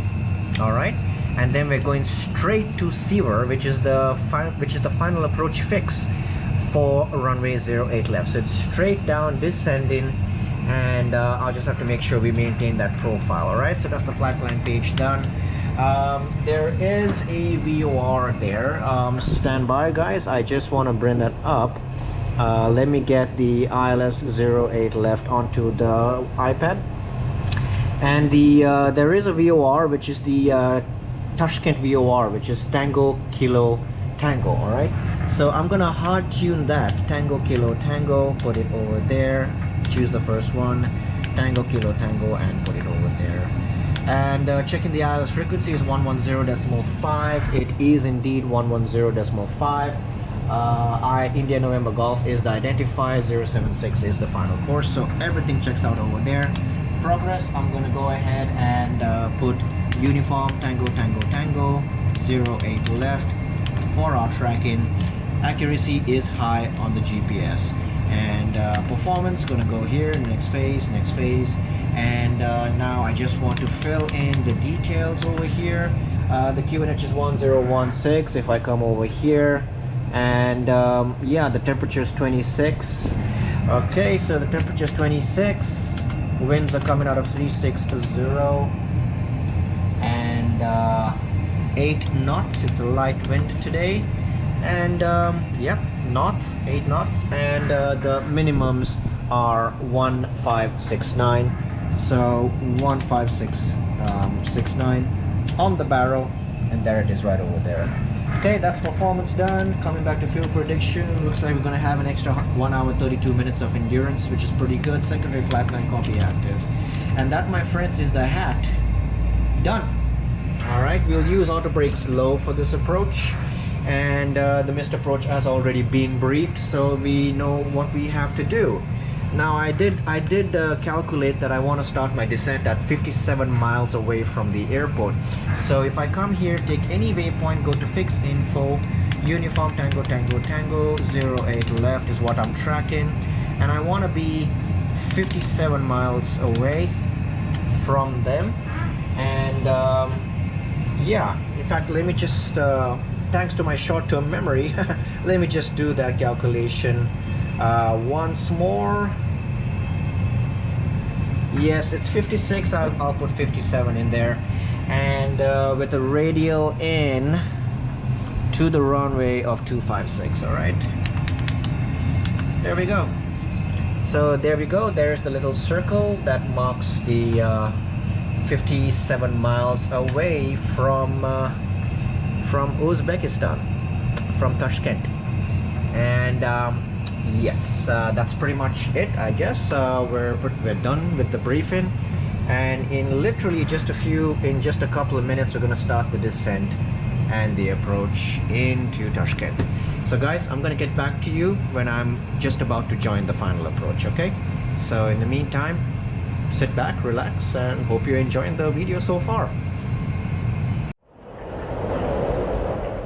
Okay guys, we commenced our descent, and here we are making our way into Tashkent, and we're literally just 25 miles away from starting the turn to our final approach. We're maintaining our profile very well. We need to be at 4,000 feet before we get to the final approach fix, which is Sivir. So according to this, it looks like we're gonna make it. So as long as we stay on our profile, we're looking good. And yeah, so right now the aircraft is coming up to 10,400. Gonna deploy and get the aircraft to slow itself down. In fact, I need to reduce the rate of descent to about 500 feet a minute so that I can make sure I'm at 250 knots below 10,000 feet, because I don't want to break that altitude constraint. So yeah, so we should be good to go. And yeah, there's 10,000, and I'm a little fast, but I'm gonna get there in about 10 seconds, so should be all right, guys. All right, excellent. So now I'm just gonna go ahead and manage that descent back again. And yep, gonna get my 10,000 checks, lights come on, and we also want to put the ILSs on as well. Rad navs are all set up on the MCDU. And what else? Yes, we're descending now to below our QNH, so we can go ahead and set the QNH 1016 cross-checked. Alright, that's pretty much all we had to do for now. And gonna keep using those speed brakes to help us slow down. I'm actually gonna activate the approach phase early, and I'm gonna manage my speed. I want to bring the speed down to about 240 and pull that, and basically just make sure that we're descending in time to the altitude that we need to get to. So we're okay for now ish, but we're still going to be a little high. So this needle here has to be, so we need to be 4,000 before this waypoint here, Sivir. Okay, so if it's saying I'm going to be at 4,000, that's good. That is actually good. So if I could, while the speed brake is helping me maintain that, that's going to help me out as well. Excellent. So I could literally maybe increase the rate of descent by increasing my speed just a little bit. That's going to bring my profile back. So if I can gain some space over here, that's going to help me get to 4,000 before that. All right, so we got about 10 miles before we reach there, and yeah,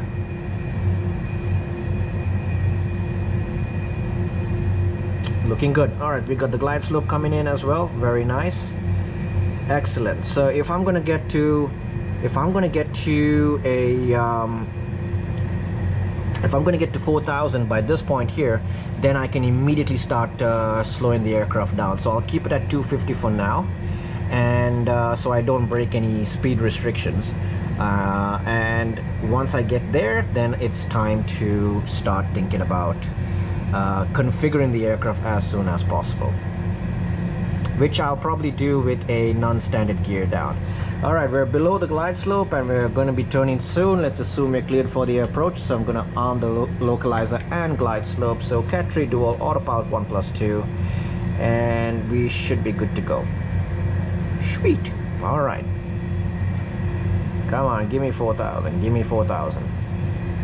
All right, we're definitely going to be at 4,000 before our target altitude.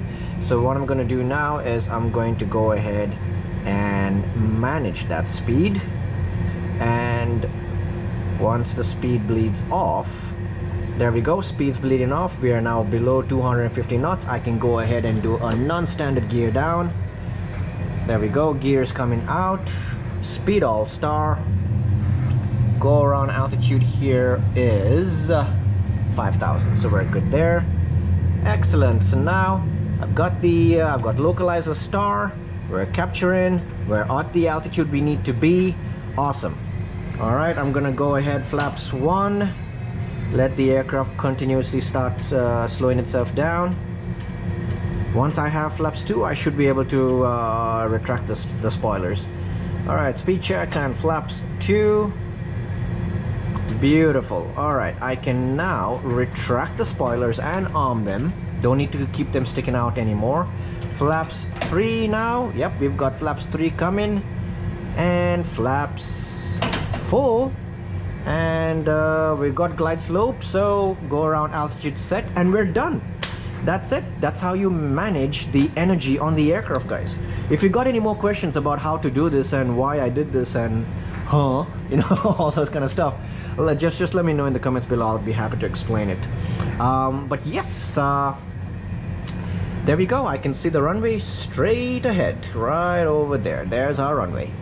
So we're good to go in terms of our landing. And you know what? I'm going to sorry guys if it's shaking a little bit. I'm just trying to get my head mount correct, which is giving me a little trouble today.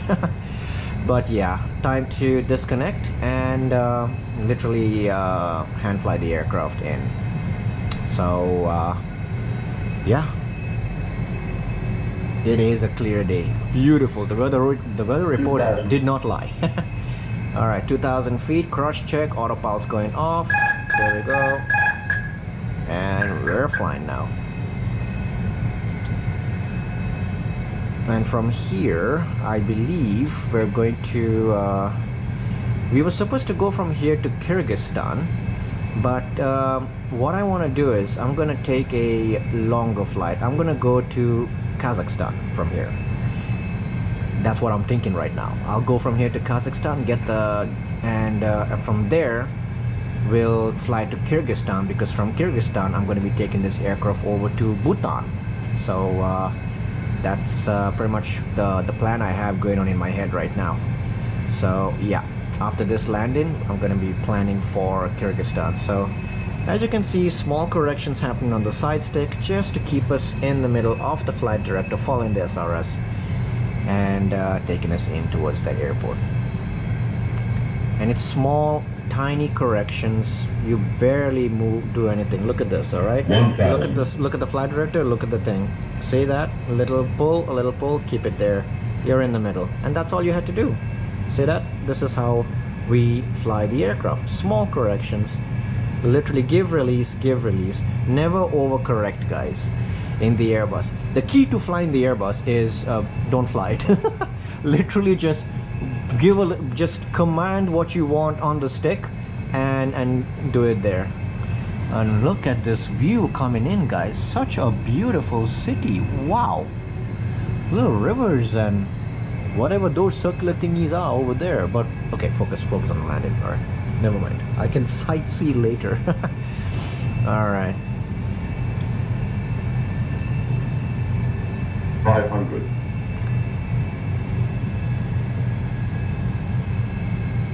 400.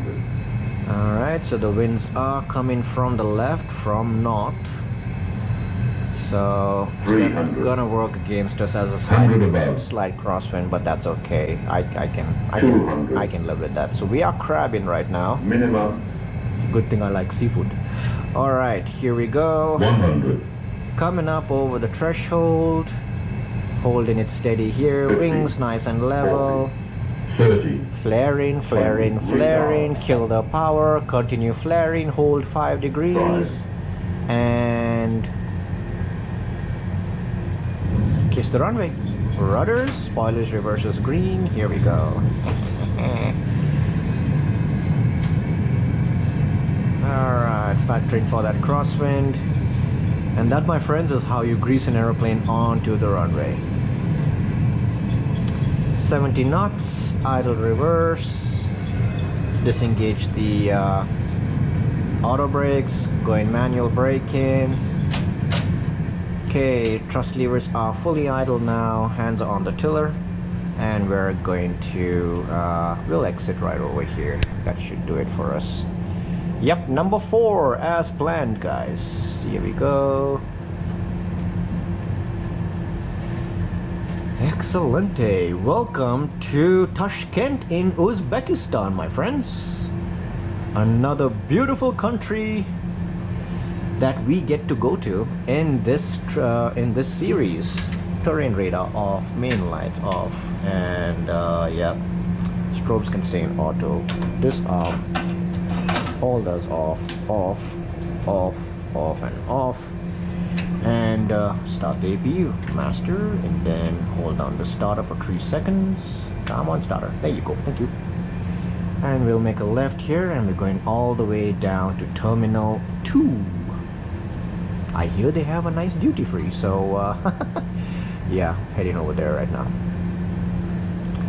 Alright guys, so welcome to Uzbekistan.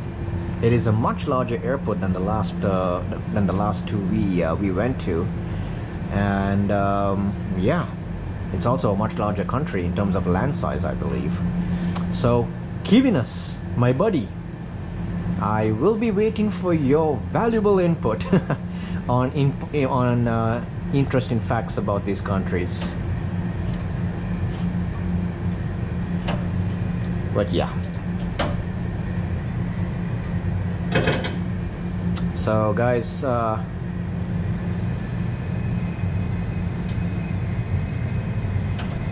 yeah, I'll get back to you when it's time for when it's just time to turn in towards the gates.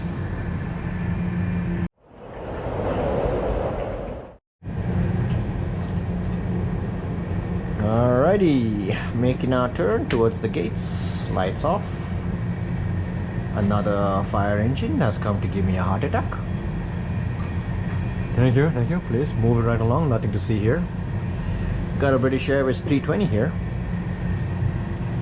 And Airlink Embraer, I think. Oh well. Oh. And here we are.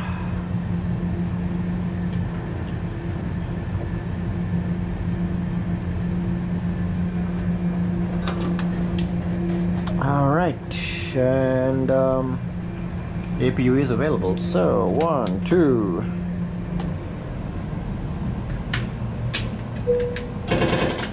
I don't know why I turned the seatbelt sign on, you know, they're already standing in the back collecting their bags. I can hear the crew yelling at them, so but yeah, alrighty guys, welcome to Tashkent in Uzbekistan.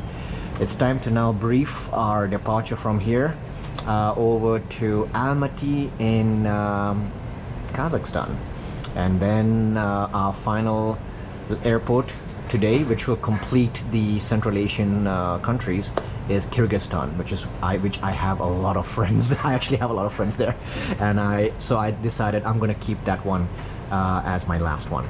All right, so guys, let's stop this right over here, and now I'm gonna go and prepare for the flight, and then I'll brief you guys and we'll get out of here. See you guys soon. Alright guys, it's time to prepare for the next segment, which is going to be going from Tashkent in Uzbekistan over to the capital of Kazakhstan, which is Astana. I thought it was Almaty, but Almaty is actually the old capital. The new capital is Astana.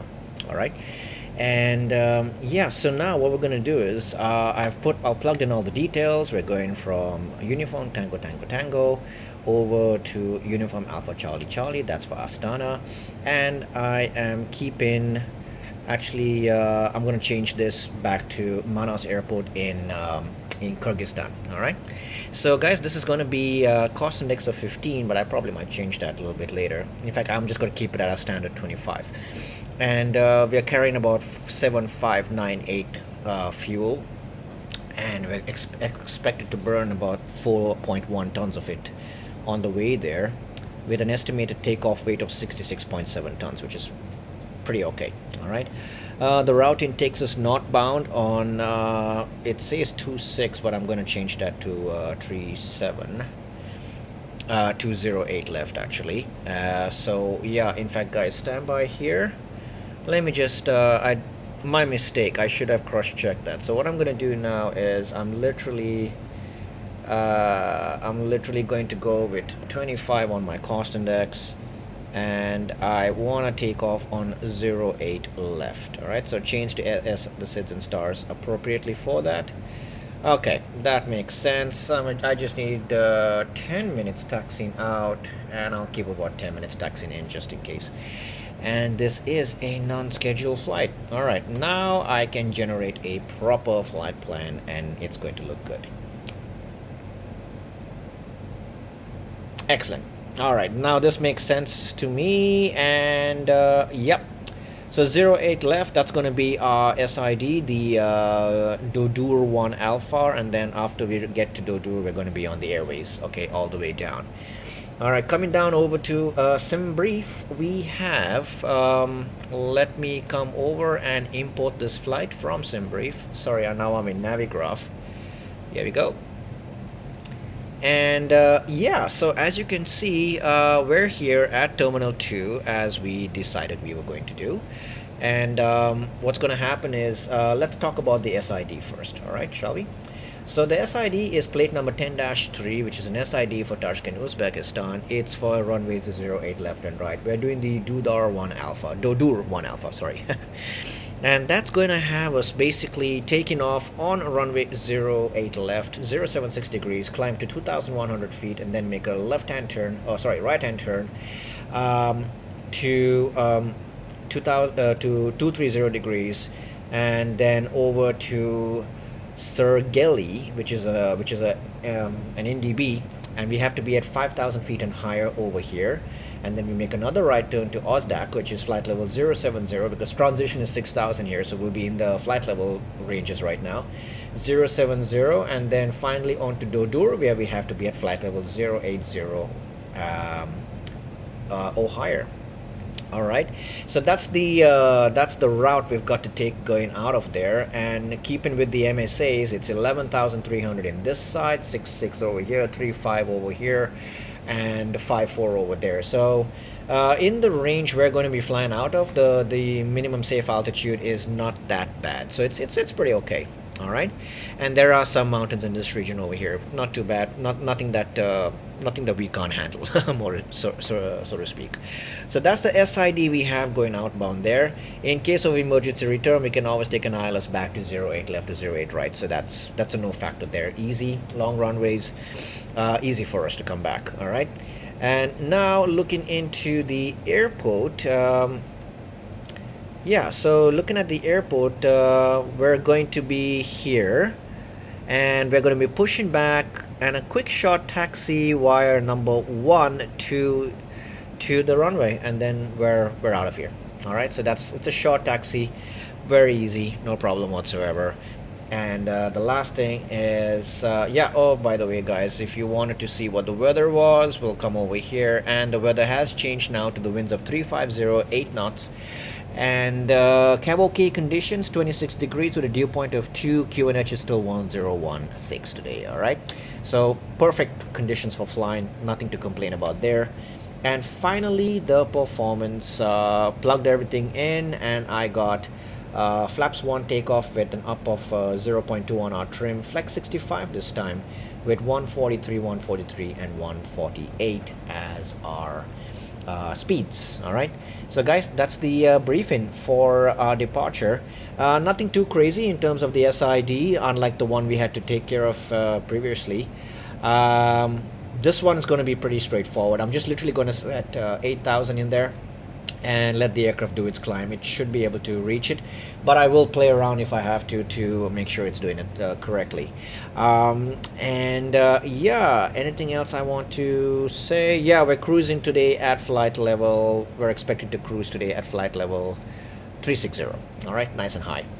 All right guys, get back to you when I'm back in the cockpit, and we'll program all this stuff in and get out of here. All right, see you soon.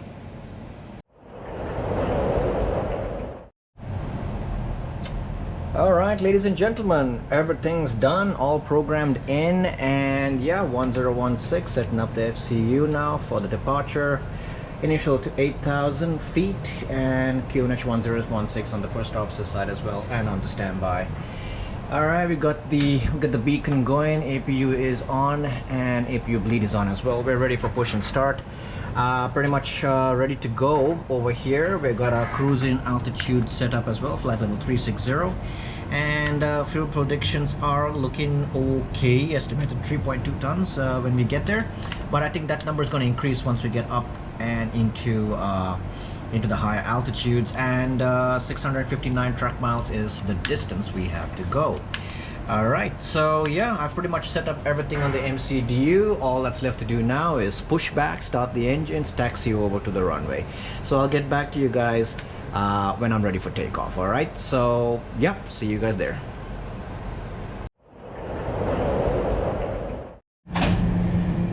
All right, ladies and gentlemen, we're here. I'm ready for takeoff, and yep, initial climb 8,000, lights are on, TCAS and weather radar is on as well. So without any further ado, let's get going. All right, a little forward pressure on the side stick, and yeah, let's get out of here guys. Parking brakes off, 50% on N1, stabilized, and here we go. That's it, man. Flex 65, SRS runway, auto thrust blue. Here we go.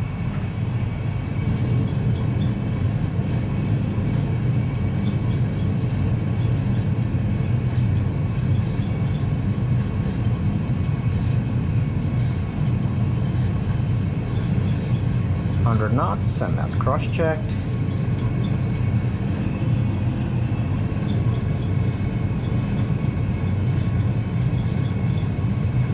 Winds coming literally 90 degrees from the side. V1 and rotate.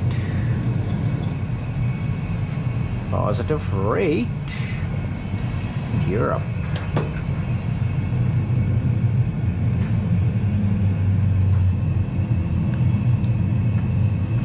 Thank you, Tashkent. It's been a pleasure. Alrighty, off to Astana.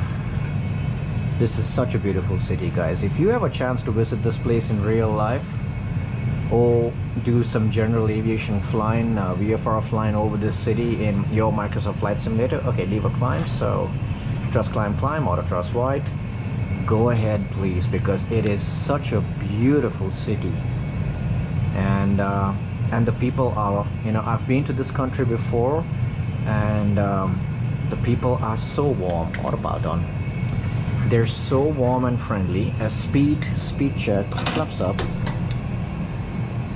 they're super warm, friendly, and I mean, you're just surrounded by these beautiful mountains and terrain, and my goodness, wonderful place. Highly recommend visit this place, either in your flight sim or in real life, either way. And if any of you watching are from this country, Privyet, and guys, you got a beautiful country. Keep it up. All right, we need to be 5,000 or higher at the next waypoint. We're already 5,000, above 5,000, actually crossing 6. Gonna set a standard right now. Pull, and crossing 6.3 now, which is cross-checked. And yep, all good, guys. So now it's basically off to Astana.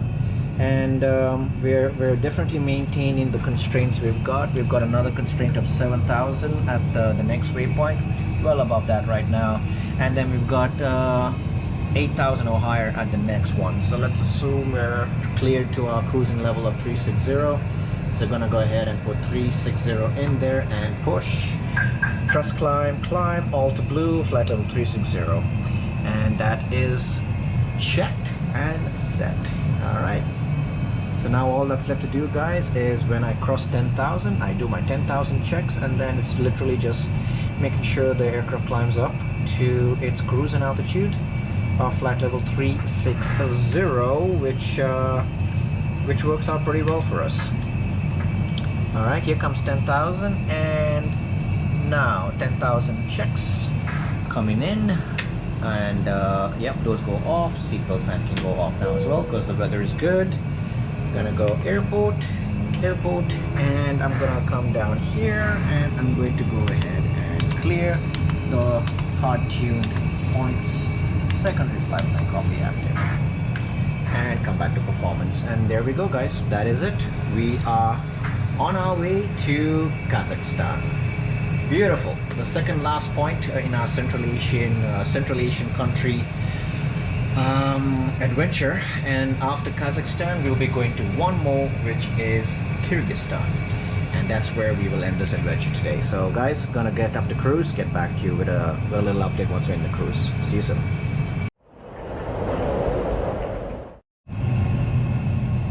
Alright, here we are, flight level 360, and would you look at the crosswind. So we've got the winds coming in from 262, and it's 109 knots, the speed of those winds.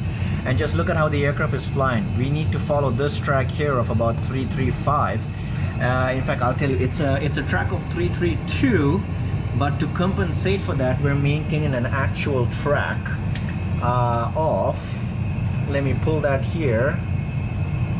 We're maintaining an actual heading of 318 just to compensate and fly 332. So yeah, so that's pretty much how it works out up here. But we are at flight level 360 and making our way towards Kazakhstan right now. So yeah, guys, you've been with me from the very beginning of this video up until now, and I cannot tell you how much I appreciate it. I'm so grateful to every single one of you. Thank you so much. For those of you who are not subscribed, if you like what we do, check out our other videos and our tutorial series as well. And if you like what we do, feel free to subscribe, hit the like button. It's really going to help us out. And yeah, and the whole purpose of these videos on this channel exists to help out real world pilots as well as the flight sim community. So guys who are passionate about flying, may not necessarily be real world pilots, but who am I to judge whether you're a real world pilot or not? If you're an aviation fan and you have a passion for aviation and you have a flight simulator loaded on your computer, have fun with it, fly, you know, live the dream of what we do, you know, whether it's in real life or in an actual cockpit like this one, a training simulator like this one, or if it's set up at home on a PC. It doesn't matter, guys. If you've got your passion for flying, you're welcome in my world. You know. Guys, one thing I want to tell all of you is, and this is a little bit outside of aviation, be kind. Always be kind. Anytime you find the opportunity to do good for somebody else without getting something back in return, go ahead and do it, because it's a practice that I've personally done in my life, and I cannot tell you how rewarding it is. One of the most selfish things that you could do is to do something for somebody else.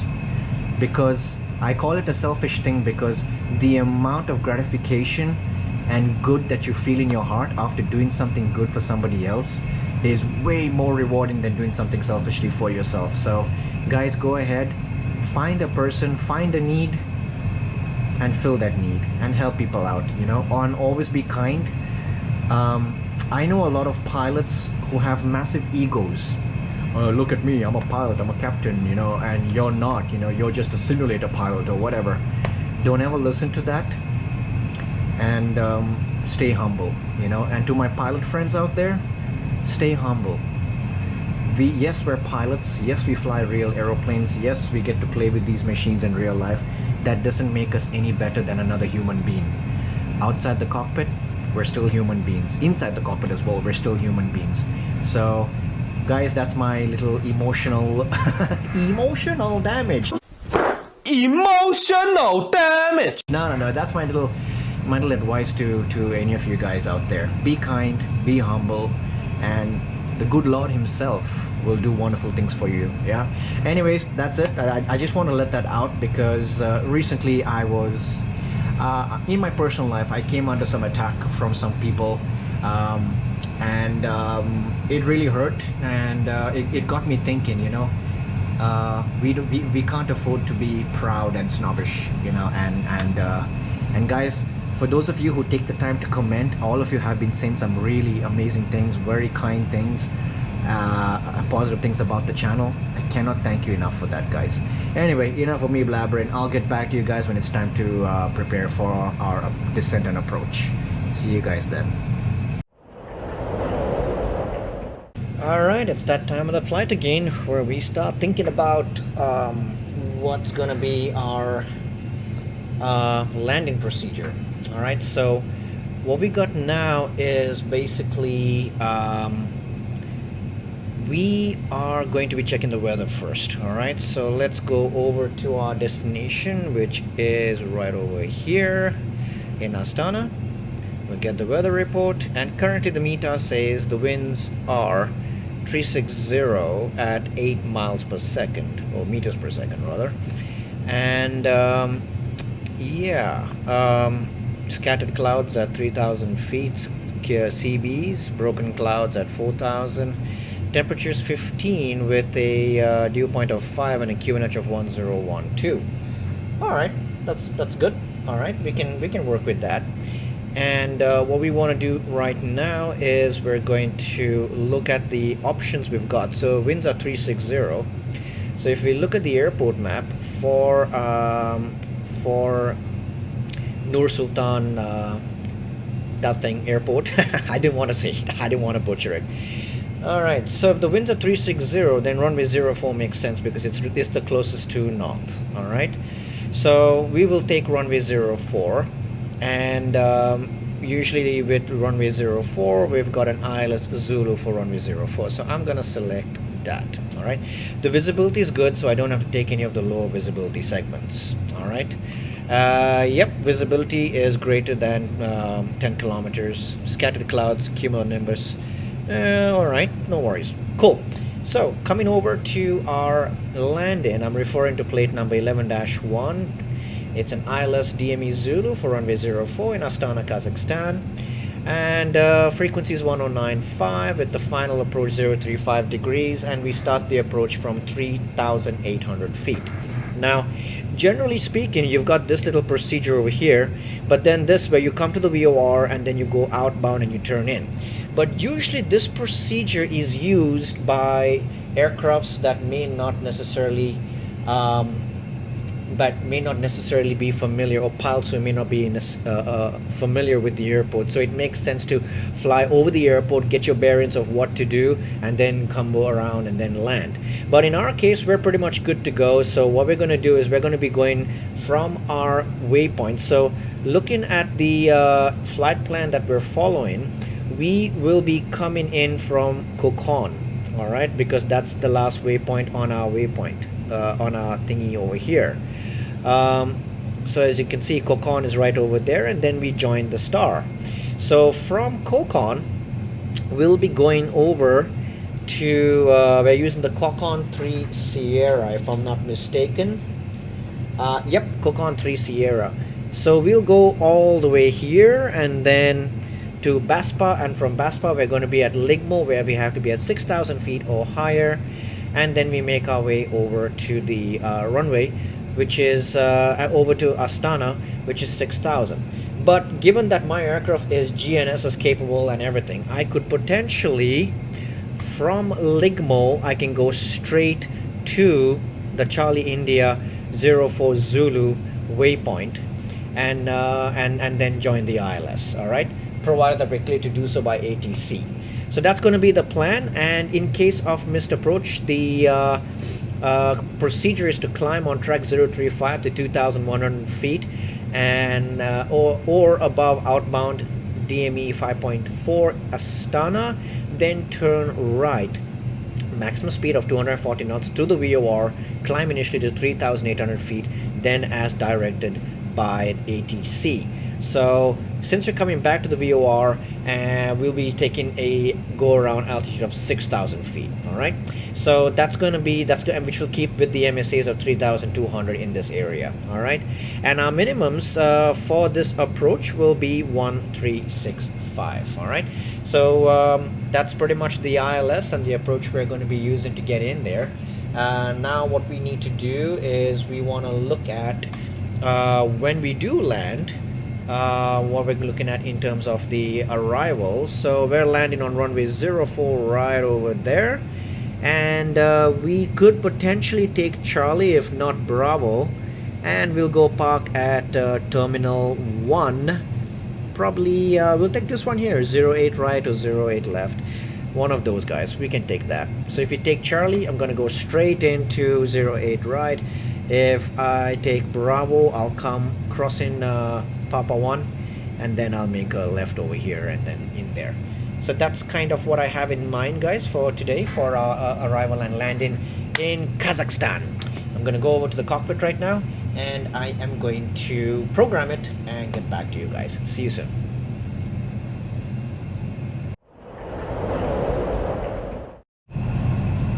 Alright, ladies and gentlemen, flight level 360, and just came in here. I did the flight plan. I actually sequenced everything so that directly from Ligmo I'm going to go to the final approach fix, and yeah, and we got the go around altitude as well. On the RadNav, I hard tuned the Astana VORs, checked the frequencies, they are correct, and the course is also correct. Progress page, I put the airport and the runway, all good, and accuracy is still high. Performance, we're looking at 1012, 15 degrees north at 8 as the speed, and 1365 is our minimum. Transition is 10,000 today. All right, and then we're coming down to fuel prediction, and then secondary flight plan copy active. All right, so that's pretty much it. We're done with the programming, and looking that we have to descend down to, if we let me bring up the airport thingy again and put our ILS in there. So the decision, the final approach fix is at 3,800 feet. All right, I am currently at 36,000 feet, so 36 minus 3.8 equals 32,200 feet that we have to come down to. By the way, some beautiful clouds outside the aircraft right now. I'm gonna multiply that by 3 and add 5, and then it says at 101.6 miles, so 102 miles. So I'm gonna go there, fix info, UACC 04, and 106 is going to be our distance when we start our descent, and it's going to be on an inbound radial of 215. There we go, 215. So there you go. So now you got the 106 mile line right over there, and this is basically taking us right towards our runway. So in just literally a couple of seconds, a few seconds, I'm going to be starting the descent very soon. So I'm going to set 3,000. I'm going to set the altitude now in there, which is 3,800. So 4,000 and 3,800. As soon as I hit that line, I'm going to start the descent. That's pretty much how it works when you're doing this. This is going to be an auto brake slow because the runway is plenty long at 11,483 feet. So plenty of runway. We're good to go, guys. And I can start seeing those clouds and stuff in the distance, which is what the weather report was talking about. But yeah, we're okay. We're okay. I'll be monitoring the thing if I need anti-ice or not, because right now the temperature outside is minus 45. So yeah, pretty cold, but we'll see what happens, guys. So we're just about to get there. As you can see, this represents 2.5 miles, and as soon as I touched it, I'm gonna hit the descent button. Of course, in real life I'd request descent, or they might tell me to start my descent, and so on and so forth. But yeah, we're pretty much okay for now.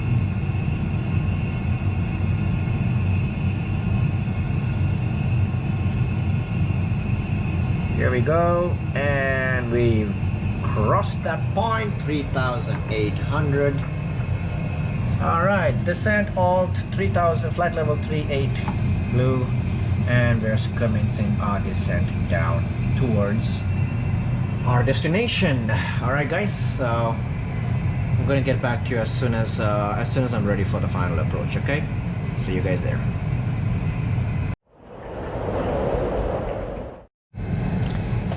Alright guys, we just crossed below 10,000 feet, so time to get our 10,000 checks going. Constraints, ILS, and yeah, rad navs are set up, and yeah, all good over there. Alright, so now I just need to continue this descent down and make sure we get down to 3,800 and pull. And I'm going to keep us at 240 knots just in anticipation for that, because we're currently 9,400. We need to go down to 3,800. all right. So given that 9,400, we need to go down to 3,800. We need to lose 5,600 feet, all right, and we need 3 miles for every 1,000 feet that we need to lose. So 5.6 times 3 would be 16.8 miles. We are currently from Charlie India 04, we are about 16 miles. So we're looking good, provided we can get the thing down there. So yeah, that's kind of how we calculate our descent parameters, just to make sure that we're keeping the profile that we need to keep, so that we are at the right altitude at the right time. It's usually 3 miles for every 1,000 feet is what we use as a calculation, guys. So I hope that helps. In case you don't understand what I just said, let me know in the comments below. I'll explain it to you. Yeah, but so far it's looking good, and I can actually keep the speed brakes. I can do one of two things. I can keep the speed brakes. They're currently out right now, so I could keep them there while we continue down with the descent, and then store them once I get to that, and then we can then start configuring the aircraft and loosen some airspeed. So I could do that, which I think I'm going to do, right? So I'm going to keep this there, and yeah, looking good in terms of the fuel. We're still good for the fuel as well. So yeah, looking good, guys, looking good.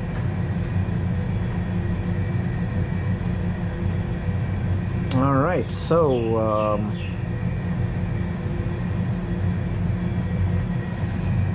6,000 feet coming up, and it says I'm going to reach 3,800 here, well before the final approach fix. So we're looking good there. We're looking pretty good.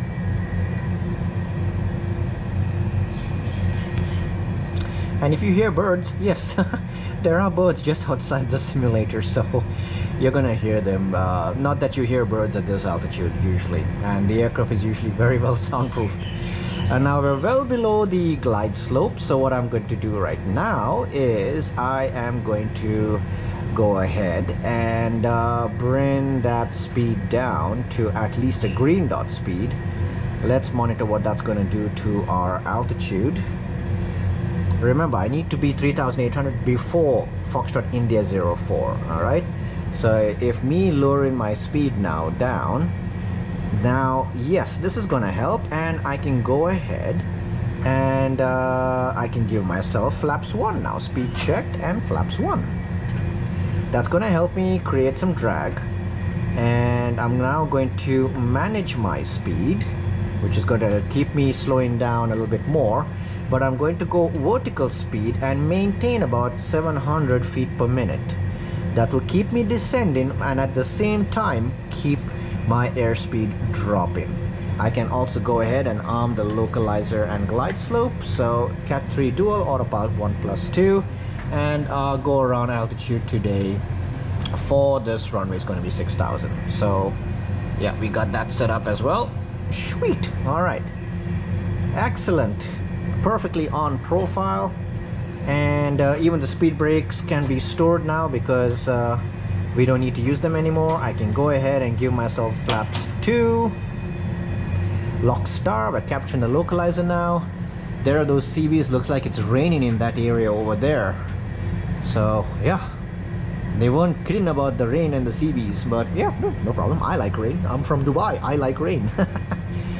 3,800, lovely. And the glide slope is going to come to 1 bar above very soon, which is my cue to lower the landing gear and get the remaining flaps out.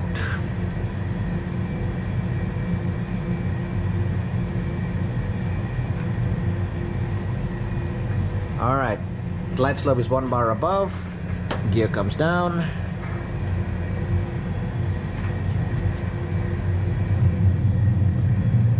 Landing gears coming out.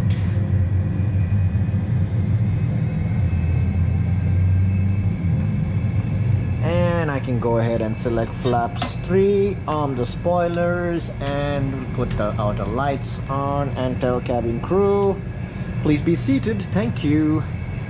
And now we're going to come down to 2,000 feet above ground level, and then we can do the landing checklist.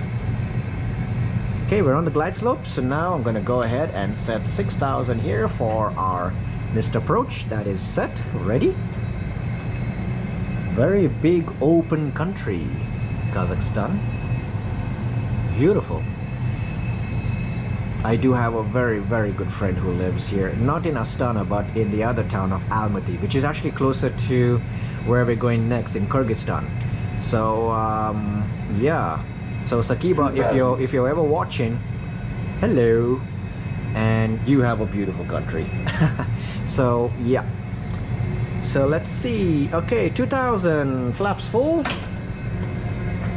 And we can do the landing checklist, which is ECAM memo landing no blue. Landing checklist completed. Do we see a runway? Yes, we do. Right over there. There's our runway, guys. So looks pretty clear for me. And I'm gonna try and land this aeroplane. All right. I guess I'll get the autopilot off now.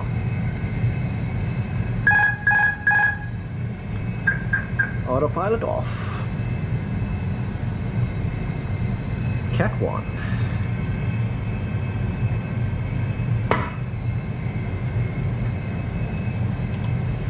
Crosswinds. The aircraft is literally flying sideways towards the runway. But he's okay. It's fine. It looks to me like it is wow, okay. It's raining. Sweet. Me like. Sorry guys if the video is a bit shaky today. 1,000. There's the city of Astana in the distance over there.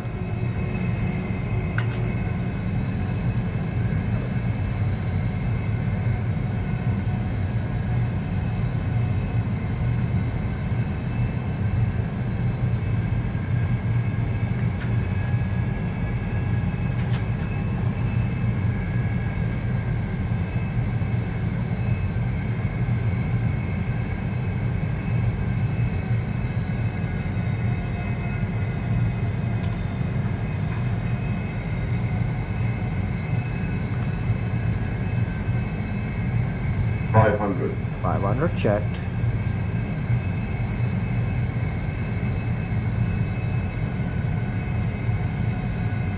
$400.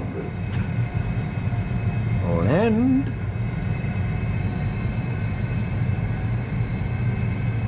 $300.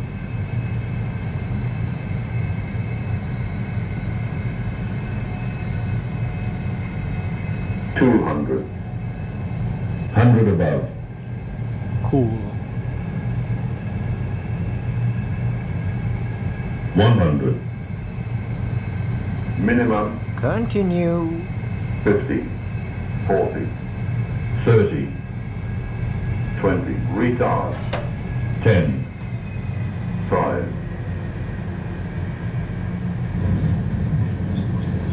Ooh, that's a greaser. Spoilers, reverses green, and desal.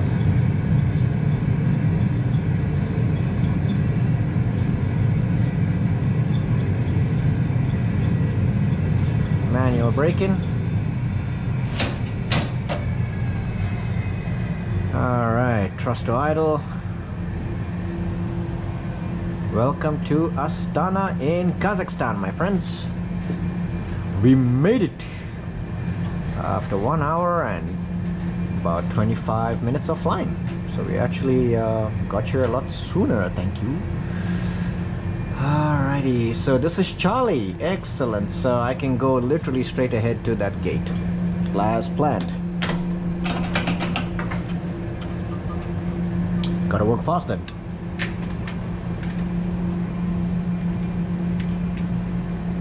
Okay. Terrain radars are off. I can turn these guys off as well.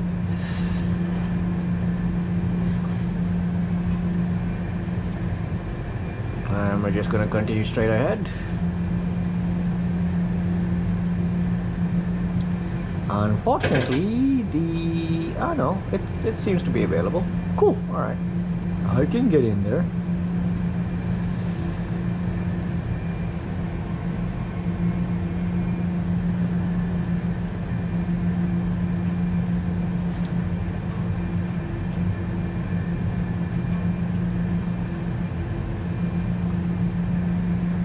An A320 is squeezing itself between two 737s.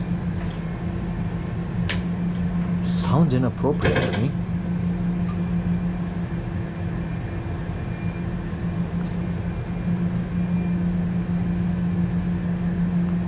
Hello KLM, how are you doing?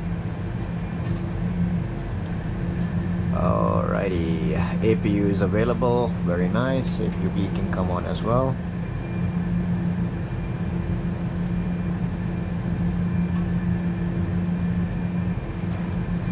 Alright, parking brake on, APU available, so 1 and 2 gets shut down.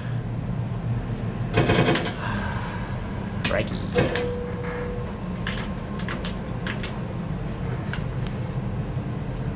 Welcome to Kazakhstan, guys. Hey, we made it. Beautiful. And yep, we're parked over at number 8 Lima in Terminal 1. So that's where we're going to stay for the next few minutes. Gonna brief now the final flight, which is from here to Kyrgyzstan. Specifically the city of Bishkek. And I have some lovely friends over there who I will give shout out to maybe when I'm in the cruise or I'm coming to land in there. So guys, gonna get the flight planned, then I'll brief you, and we're off to Kyrgyzstan. In the meantime, enjoy Kazakhstan. See you guys later. All right, ladies and gentlemen, here we are, the final leg. So what's going to happen here is I've gone ahead and put all the details in there. Okay, we're going from Uniform Alpha Charlie Charlie, which is Astana, to Bishkek, which is Uniform Charlie Foxtrot Mike, and I'm keeping Almaty, which is also in Kazakhstan, right at the very border right here. It's at the very border between Kazakhstan and Kyrgyzstan. All right, so that's going to be our alternate for today. We've got a block time of 1 hour and 49 minutes, air time of 1 hour and 24 minutes, cost next to 25. We'll be cruising at flight level 370. And this, we're looking at, we're taking 7 tons of fuel because we've got some very, very strong headwinds up there. So, crosswinds actually. So we might want to, so to take that into consideration, I've opted to take a little bit of extra fuel. Giving us a takeoff weight of 66.1907 and landing weight of that much there. All right. We are going to be taking off from runway 04 and then going direct to a waypoint called Bedka, and then from there we're onto the airways off towards Bishkek, making our way south towards Kyrgyzstan. And Bishkek sits right at the border between the two countries, so it's going to be pretty cool to like cross over and then start the descent, and we're in there. Okay, so that's the flight plan we have. Looking at the charts, I don't have an SID to talk about today. I'm just literally going to be taking off and then getting vectored towards Bishkek, towards Bedka, and then I'm off to the races, so to speak. Looking at the 10-9 plate, actually I'll come back to that in just a bit. Just to give you an update on the weather, it's still 360, 8 meters per second, and it's going to be so it's quite windy out there, and but it's clear with a few cumulonimbus clouds at 3,600 feet, and then some clouds at 4,300, and so on. So 360, visibility is good, clouds are good. QNH is, as of right now, the QNH has come down to 1013. So it was actually 1016 when we were coming in, but now it's down to 1013, which means, yeah, the pressure, it's going to rain heavy so pretty soon, when you drop in pressure, so exactly. Anywho, once that's good with the weather, that's fine. And of course, if anything goes wrong, I can always swing back around and do an ILS back into runway 04. That's going to be the plan in case of any contingencies. There's no ATIS information available as of right now. However, looking at the airport chart, you can see that's our route. That's going to take us over to Kyrgyzstan, and there's our alternate, which is Almaty. Yeah, let me zoom in on our map.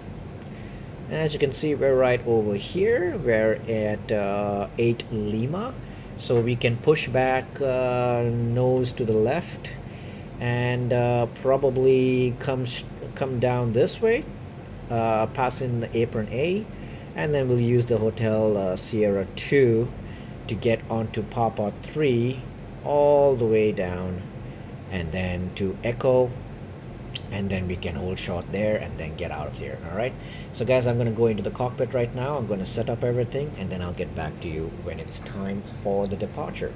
Alrighty, see you guys soon.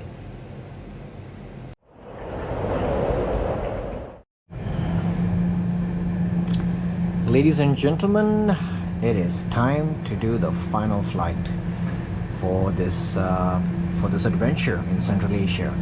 We're on the runway 04. Everything is ready for takeoff, and now it's time to get out of here, basically. All right, so releasing the parking brakes now, and going to give 50% power. And yep, engines are spooled up and stable, and away we go. Okay, Manflex 66 SRS runway, auto thrust blue, and here we go, off to Kyrgyzstan, Bishkek.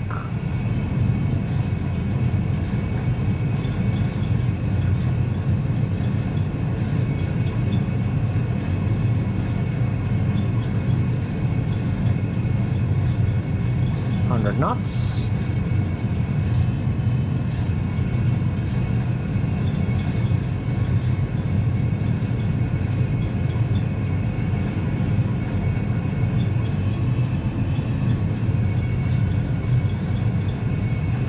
V1 and rotate.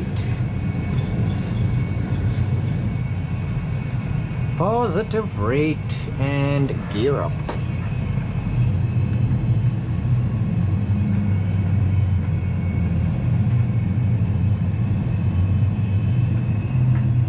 Beautiful place.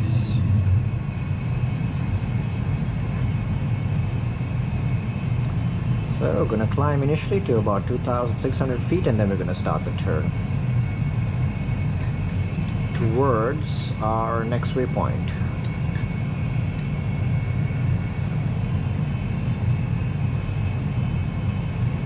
Okay, lever climb, climb, auto thrust right. And we're off to our next waypoint, which is Bedka.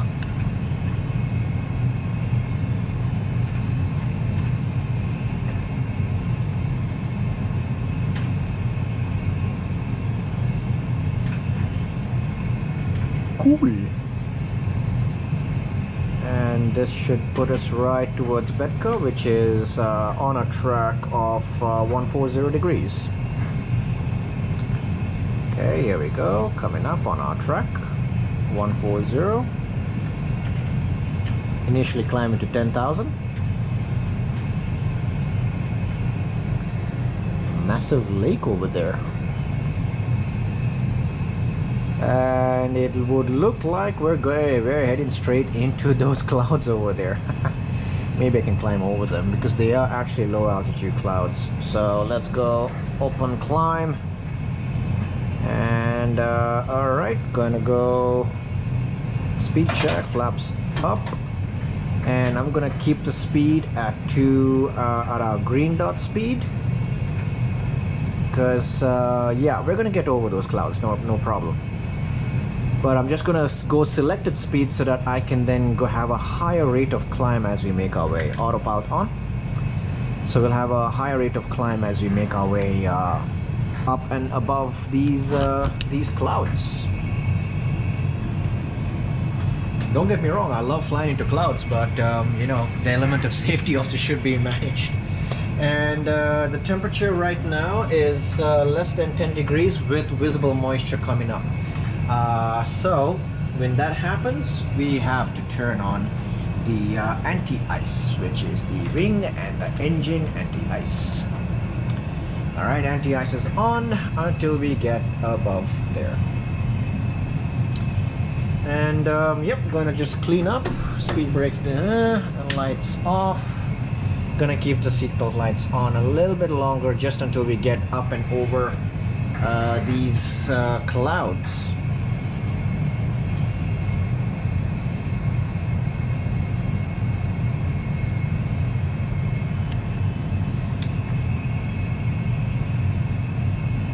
Absolutely amazing.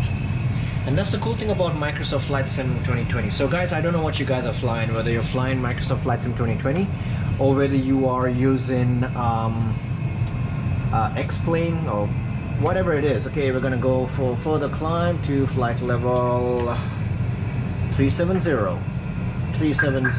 and climb and maintain a green dot speed while we're climbing, going for standard right now as well.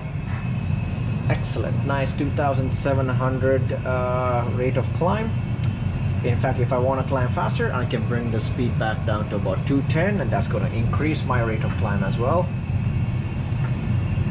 We are above 10,000 feet, so going to go ahead and turn off those lights. I'll keep the seatbelt signs on for just a little bit because we do have significant weather in front of us.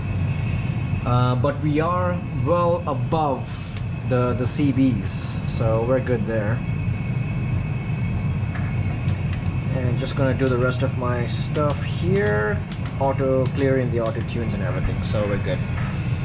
So yeah guys, I don't know what you're flying at home, but my personal recommendation, Microsoft Flight Sim 2020. To me, it gives you the best in both visual candy and aircrafts and everything to fly as well. Flying around the airports, the terrain, the visuals for the weather, it looks absolutely amazing. And it does take a significantly powered computer to be able to run this machine, to run this flight sim properly. But I'm using for this simulator, the main so it runs off two computers. One is giving me the scenery, which runs Microsoft Flight Sim 2020, and then the second computer runs the avionics suite of the cockpit. And ooh, that's pretty. And so basically I'm running a Core i9 with about 64 gigs of RAM and it's a NVIDIA 4070 graphics card. So that's pretty much what I'm running with 1 terabyte SSDs and stuff. So that's the specs that that the mad scientist who built this machine told me, who actually happens to be my brother as well. So yeah, so that's what we're running right now. So and it's absolutely beautiful, guys. You fly over cities and countries, and it takes the terrain from Bing, and it provides you have a good internet connection. It's absolutely beautiful. I have real time and real weather turned on right now. So this is what Astana really would look like if you were there. And I've actually confirmed this with some friends. And I've flown over the country, and I've actually called up my friend, hey, can you go outside and take a picture of what you see in the skies above you? And it was so similar. So I can vouch for the accuracy, guys. But yeah, you know, it's been amazing, and I highly recommend Microsoft Flight Sim 2020. Go for it, guys. It's you will not be disappointed. Temperatures are now negative, so yep, gonna go ahead and turn these guys off as well. Wing anti-ice off, and the engine number 2 off. All right, excellent. Gonna go ahead and climb to our cruise and altitude, and then I'll get back to you with an update once we're there. See you guys soon. Here we are, guys, flight level 350. I opted to stay at 350 because that's what it said was my optimum. Actually now it's 360, so let's go ahead and put 360 in there. Push 360, flight level 360, thrust climb, alt blue, and this has also been updated to 360. And I am so happy to be going into Kyrgyzstan because I've got some friends who fly for a company called Aviation. It's an airline that operates out of Bishkek, and those people are some of the most wonderful people. I've actually trained some pilots from Aviation on both the 737 Classic, which is the -300, 400 and -500 variant of the 737, and I also have trained some of their pilots for the A320. And the chief pilot of Aviation is one of my bestest friends. So Captain Aziz, if you're watching, I'm coming to Bishkek finally after all your invites. So in a simulator though, and yeah, they're wonderful people, and Kyrgyzstan is one of those amazing countries that it's just so lovely. I just enjoy going there, and the people, they've got the Chinese kind of look, but they all speak Russian and their own dialect. So it's a beautiful country. If you get the chance to go there, please go there, and I'm going to show you what I mean when I get there. As of right now, I'm at flight level 360, leveling off at 360, and I'm over a sea of clouds. I can barely see the land down there. Some little pockets down there I can see the land, but generally I'm just pretty much right over a sea of clouds. And getting close, we're about just under 120 miles away from the 200-mile marker away from Bishkek. So when I get there, I'm gonna start planning my descent and approach and arrival, and yeah, I'll be doing that with you guys as well. So yeah, thank you so much, guys, for watching. Thank you for being a part of this pretty long adventure that we've had. But it's been a good one. All of the countries in Central Asia done in one single video. It's honestly speaking, it's taken me 2 days to make this video, so I recorded 2 stops, and then I came back and then I recorded the rest of the 3. And yeah, but you know what, it's been a pleasure. And for those of you who are subscribed, thank you for subscribing. For those of you who are not, please consider subscribing. It would really help our channel out. And if you like what we do, hit the like button. And if you want to learn anything, you want to ask me any questions, I reply to every single comment always. That's a promise. Please feel free to do so. And yeah, so yeah, guys, I'll get back to you when we are preparing for our arrival briefing, approach briefing. Okay. Ladies and gentlemen, this is your captain speaking. So we've just crossed the 200-mile marker, so we're just shortly going to be making our descent down into Bishkek in Kyrgyzstan. So looking at the weather over there today, we've got winds that are out of 310, 4 meters per second, and the visibility is good. It's about 10 kilometers or greater, and we've got some scattered clouds, cumulonimbus clouds at 6,600 feet, and yeah, and the temperature today is 22 degrees with a dew point of 4, so it's an absolutely beautiful day with a QNH of 1016. So absolutely brilliant, beautiful day for flying in there today. And we are on our way towards our last waypoint will be Basan, and then what we're doing is we're planning the Kalin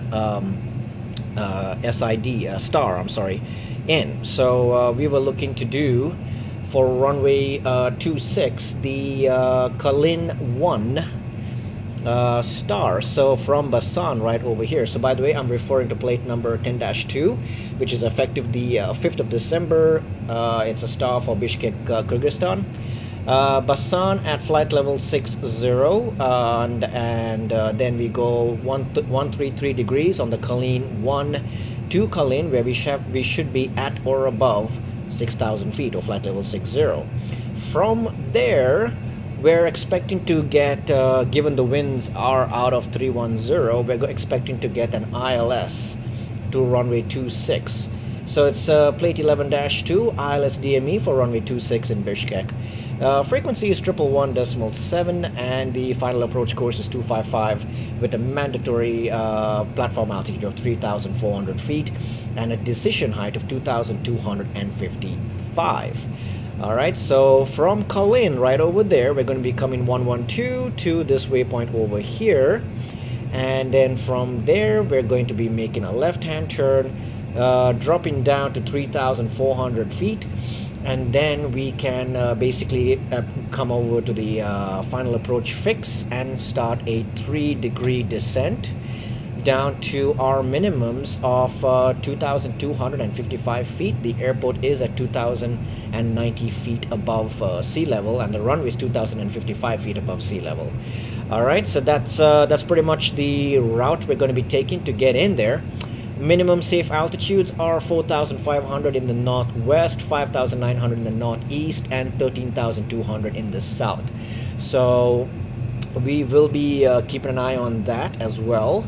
And in case of missed approach, climb on 255 degrees to 2,800, then turn right to on 075, climbing to 4,400 feet, then as directed.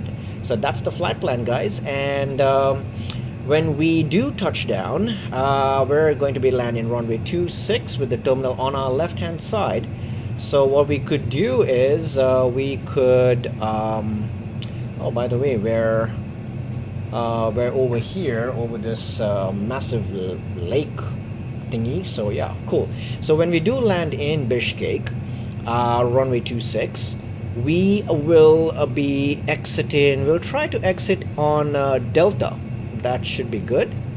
And yeah, Delta, and then we'll probably come over and park at the terminal, which is right over here. So yeah, we'll probably take Lima 1. Yeah, we'll take one of these guys, maybe Lima 1. That'll be fine. All right, so we'll exit off, let's see here.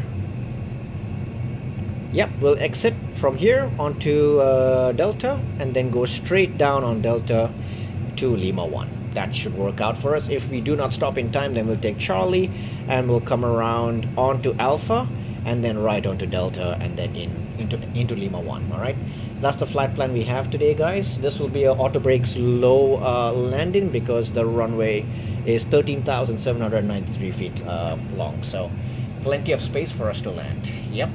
All right, time to get back into the cockpit and program all of this in, and then do the approach and landing. See you soon, guys.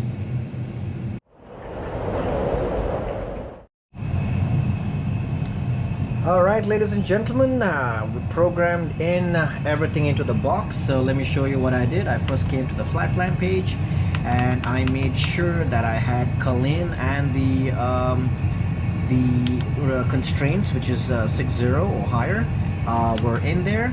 And then from Kalin we're going straight down towards Charlie India 26 to 3400, where we'll make a right hand turn and intercept the ILS. Okay, so that's that.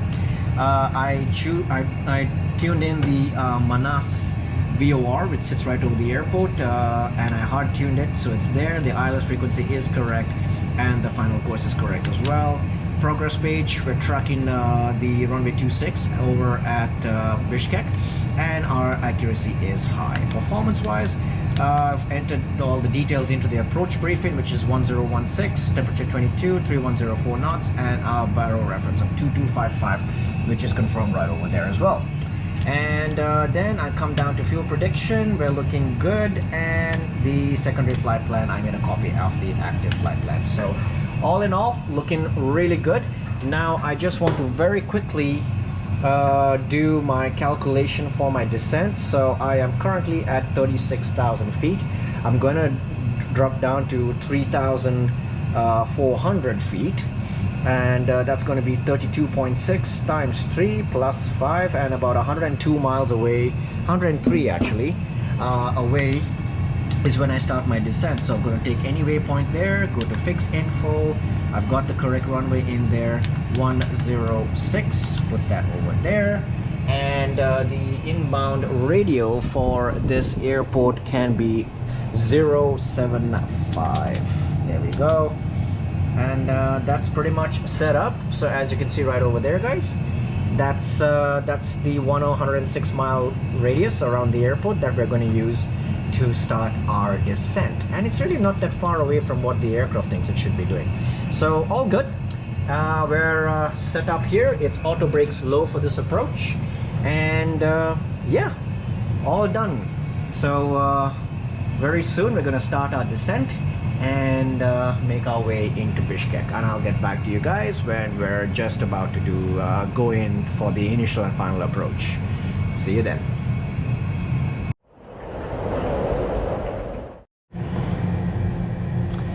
Alright, just crossed 10,000 feet, maintaining 240 knots selected, so we can get down to 3,400 for the final approach fix.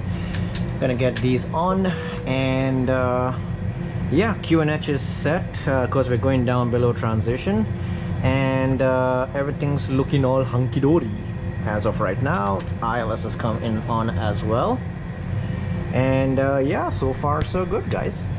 And yes, in the distance are the mountains near Bishkek, and just right over there would be where the airport is. And then that mountain range over there, just past those mountains, is Almaty of Kazakhstan, where my good friend Sakiba stays. So yeah, all in all, I have truly enjoyed doing this episode, because I'm flying to countries where I do have quite a few friends, and it's amazing. I do love this part of the world. Actually, I generally have respect for all countries and all cultures, but if I had to choose, which I'm not going to choose, but I like this place, okay? I'm not playing favorites, but I do like this place. They got amazing food, they got amazing people, lovely weather, beautiful mid 20 degrees during their summers, maybe 30s, and then nice white winters, white snowy Christmases. So yeah, it's they're beautiful countries, beautiful countries. Can't say enough good things about it. All right, so just gonna make sure I'm going direct to the correct waypoint, Charlie India 26. We're just 13.7 miles away from there, and I need to lose 3,000. I need to lose about 2,600 feet. So yeah, I got plenty of distance. I'm gonna get there in time. So once I've reached 3,400, then I can start slowing the aircraft down. I'm gonna go ahead and activate the approach phase now, and yeah, that's gonna help me to get everything just organized and manage the energy of the aircraft, because Airbus aircrafts are slippery. They do not like to slow down, they do not like to land, they want to stay fast and high. So It's one of the things you gotta do when you're flying an Airbus. And yeah, no terrain of any significance to us as of right now, so we're all pretty good. All the mountains are over there and over there, so it's fine. Alright, just a little over 1,000 feet to go, and then we can start preparing. I'm gonna go ahead and do a non-standard gear down, get the gear down now, because I anticipate I'm gonna have to slow down really quickly as I make the turn towards the final approach. So in anticipation to that, I'm gonna get the gear down, which is gonna help me create drag. I'm gonna now manage the speed and let the aircraft start its descent. Its speed reduction. There we go. I'm good for flaps 1. So speed check, flaps 1. Flaps 1's coming out. Yeah, very nice. And as I start the turn, I will then arm the localizer and the glide slope for this approach. Here we go. Here comes speed for flaps 2. Speed checked and flaps 2. Speed brake is now armed and stored. Alright, excellent. Slightly high for the glide. It says we're slightly high for the glide slope, but I think that's just going to reset itself. Alright, so what we can do is we're going to request vectors, and we're going to maintain this heading. And I'm going to go flaps 3 now. Here comes the glide slope. And I can go back and resume navigation. Okay, flaps are 3 now, and I'll just wait for 2000. Actually no, I can now go flaps full, so we're fully ready configured.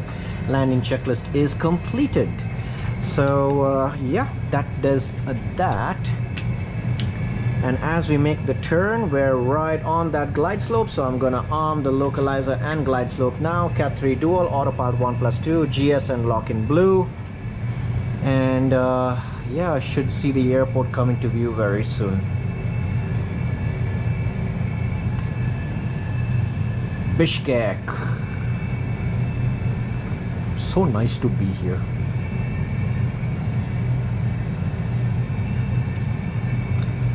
Alright, I do see the airport. And we should capture localizer and glide slope very soon. In case we don't, I'll catch it from the top, which means I'm gonna go VS and about VS 700 minus 700, and the go around altitude in Bishkek is 4,400. So we're gonna capture the localizer very soon. I'm gonna keep the descent going. Okay, lock star. And I'll set 4,400 in anticipation for the glide slope. We're coming in a little steep, but that's okay, no worries. 1,000. It'll iron itself out. Okay, glide slope star, 4,400 set. Excellent, we're good to go. And the speed is now stable. Runway's right there in front of us. Autopilot's coming off. And here we go. Gonna land.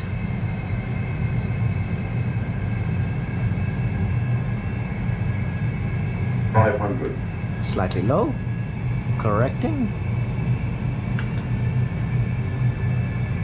Alright. On glide slope again. Looking good.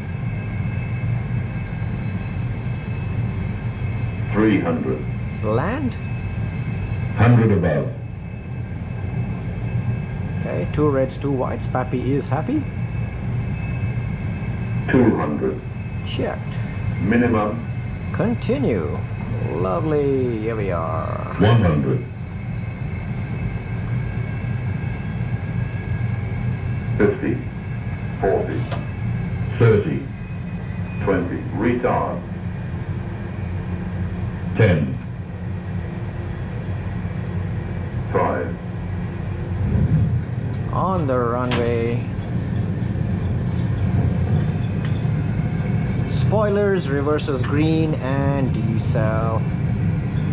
Okay, hold it there, hold it there. There we go, nice and steady. 70 knots. And manual braking. we should be able to take the next waypoint, the next exit actually, which is yeah, no worries. Yep, we'll take this one right over here. We're good. Slowing it down. This is Alpha. All right, let's take Alpha. And yes, from Alpha we can go straight down to Delta. Here we go. And it's basically straight to the gate, more or less, from here. 1 hour and 23 minutes, and we are now in Bishkek, Kyrgyzstan. Disarm, weather radar off, flaps go off, TCAS comes off as well, terrain radar off as well, ILS is, and we do that, and we turn on the APU. Alrighty, straight down past this 747-800. 747-8, I'm sorry. And there's the military. Looks like they've got a couple of what are those? Those Hind helicopters, yeah. I don't know the number. It's MI 24s, I guess. I don't know, but they look formidable. Alrighty, gonna take Lima 1.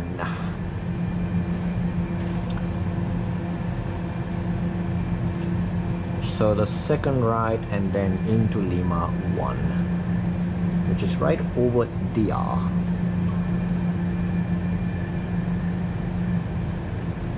Welcome to Manas International Airport in Bishkek, Kyrgyzstan. And this brings the end to all of the Central Asian countries. Did he sneeze and paint 2 lines? I don't know. We'll see.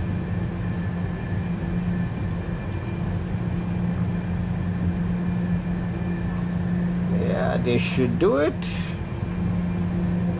Parking brakes on. APUs available. APU bleed can come on as well. And now we go off and off.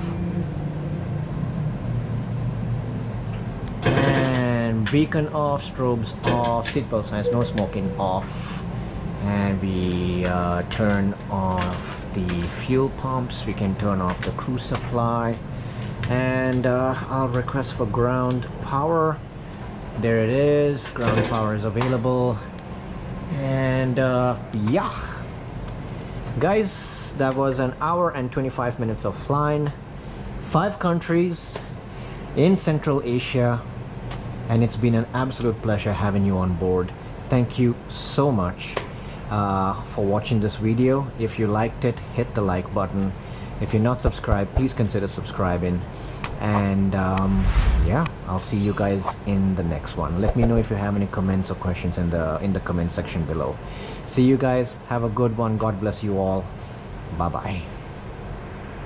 Hi, do you live in Dubai, or are you in the United Arab Emirates? Are you an aviation enthusiast? Do you play flight simulator on your computer at home? Would you like to have the ultimate experience of flying an Airbus A320 in a real cockpit environment? Or are you a real-world pilot and you're looking to practice for an upcoming airline assessment? Or do you just want to master the Airbus aircraft? Are you a pilot looking to level up your knowledge and experience in instruments and navigation? Or maybe you're thinking of becoming a pilot in the future, but you're not yet sure if this is the path for you. Well, whatever your requirements may be, we're here for you. Book a session in our Airbus A320 flight simulator and come experience flying with a real-world pilot by your side as your instructor, guiding you along every step of the way. All ages are invited. Just scan the QR code or contact us via the details below for more information. See you guys in the cockpit soon.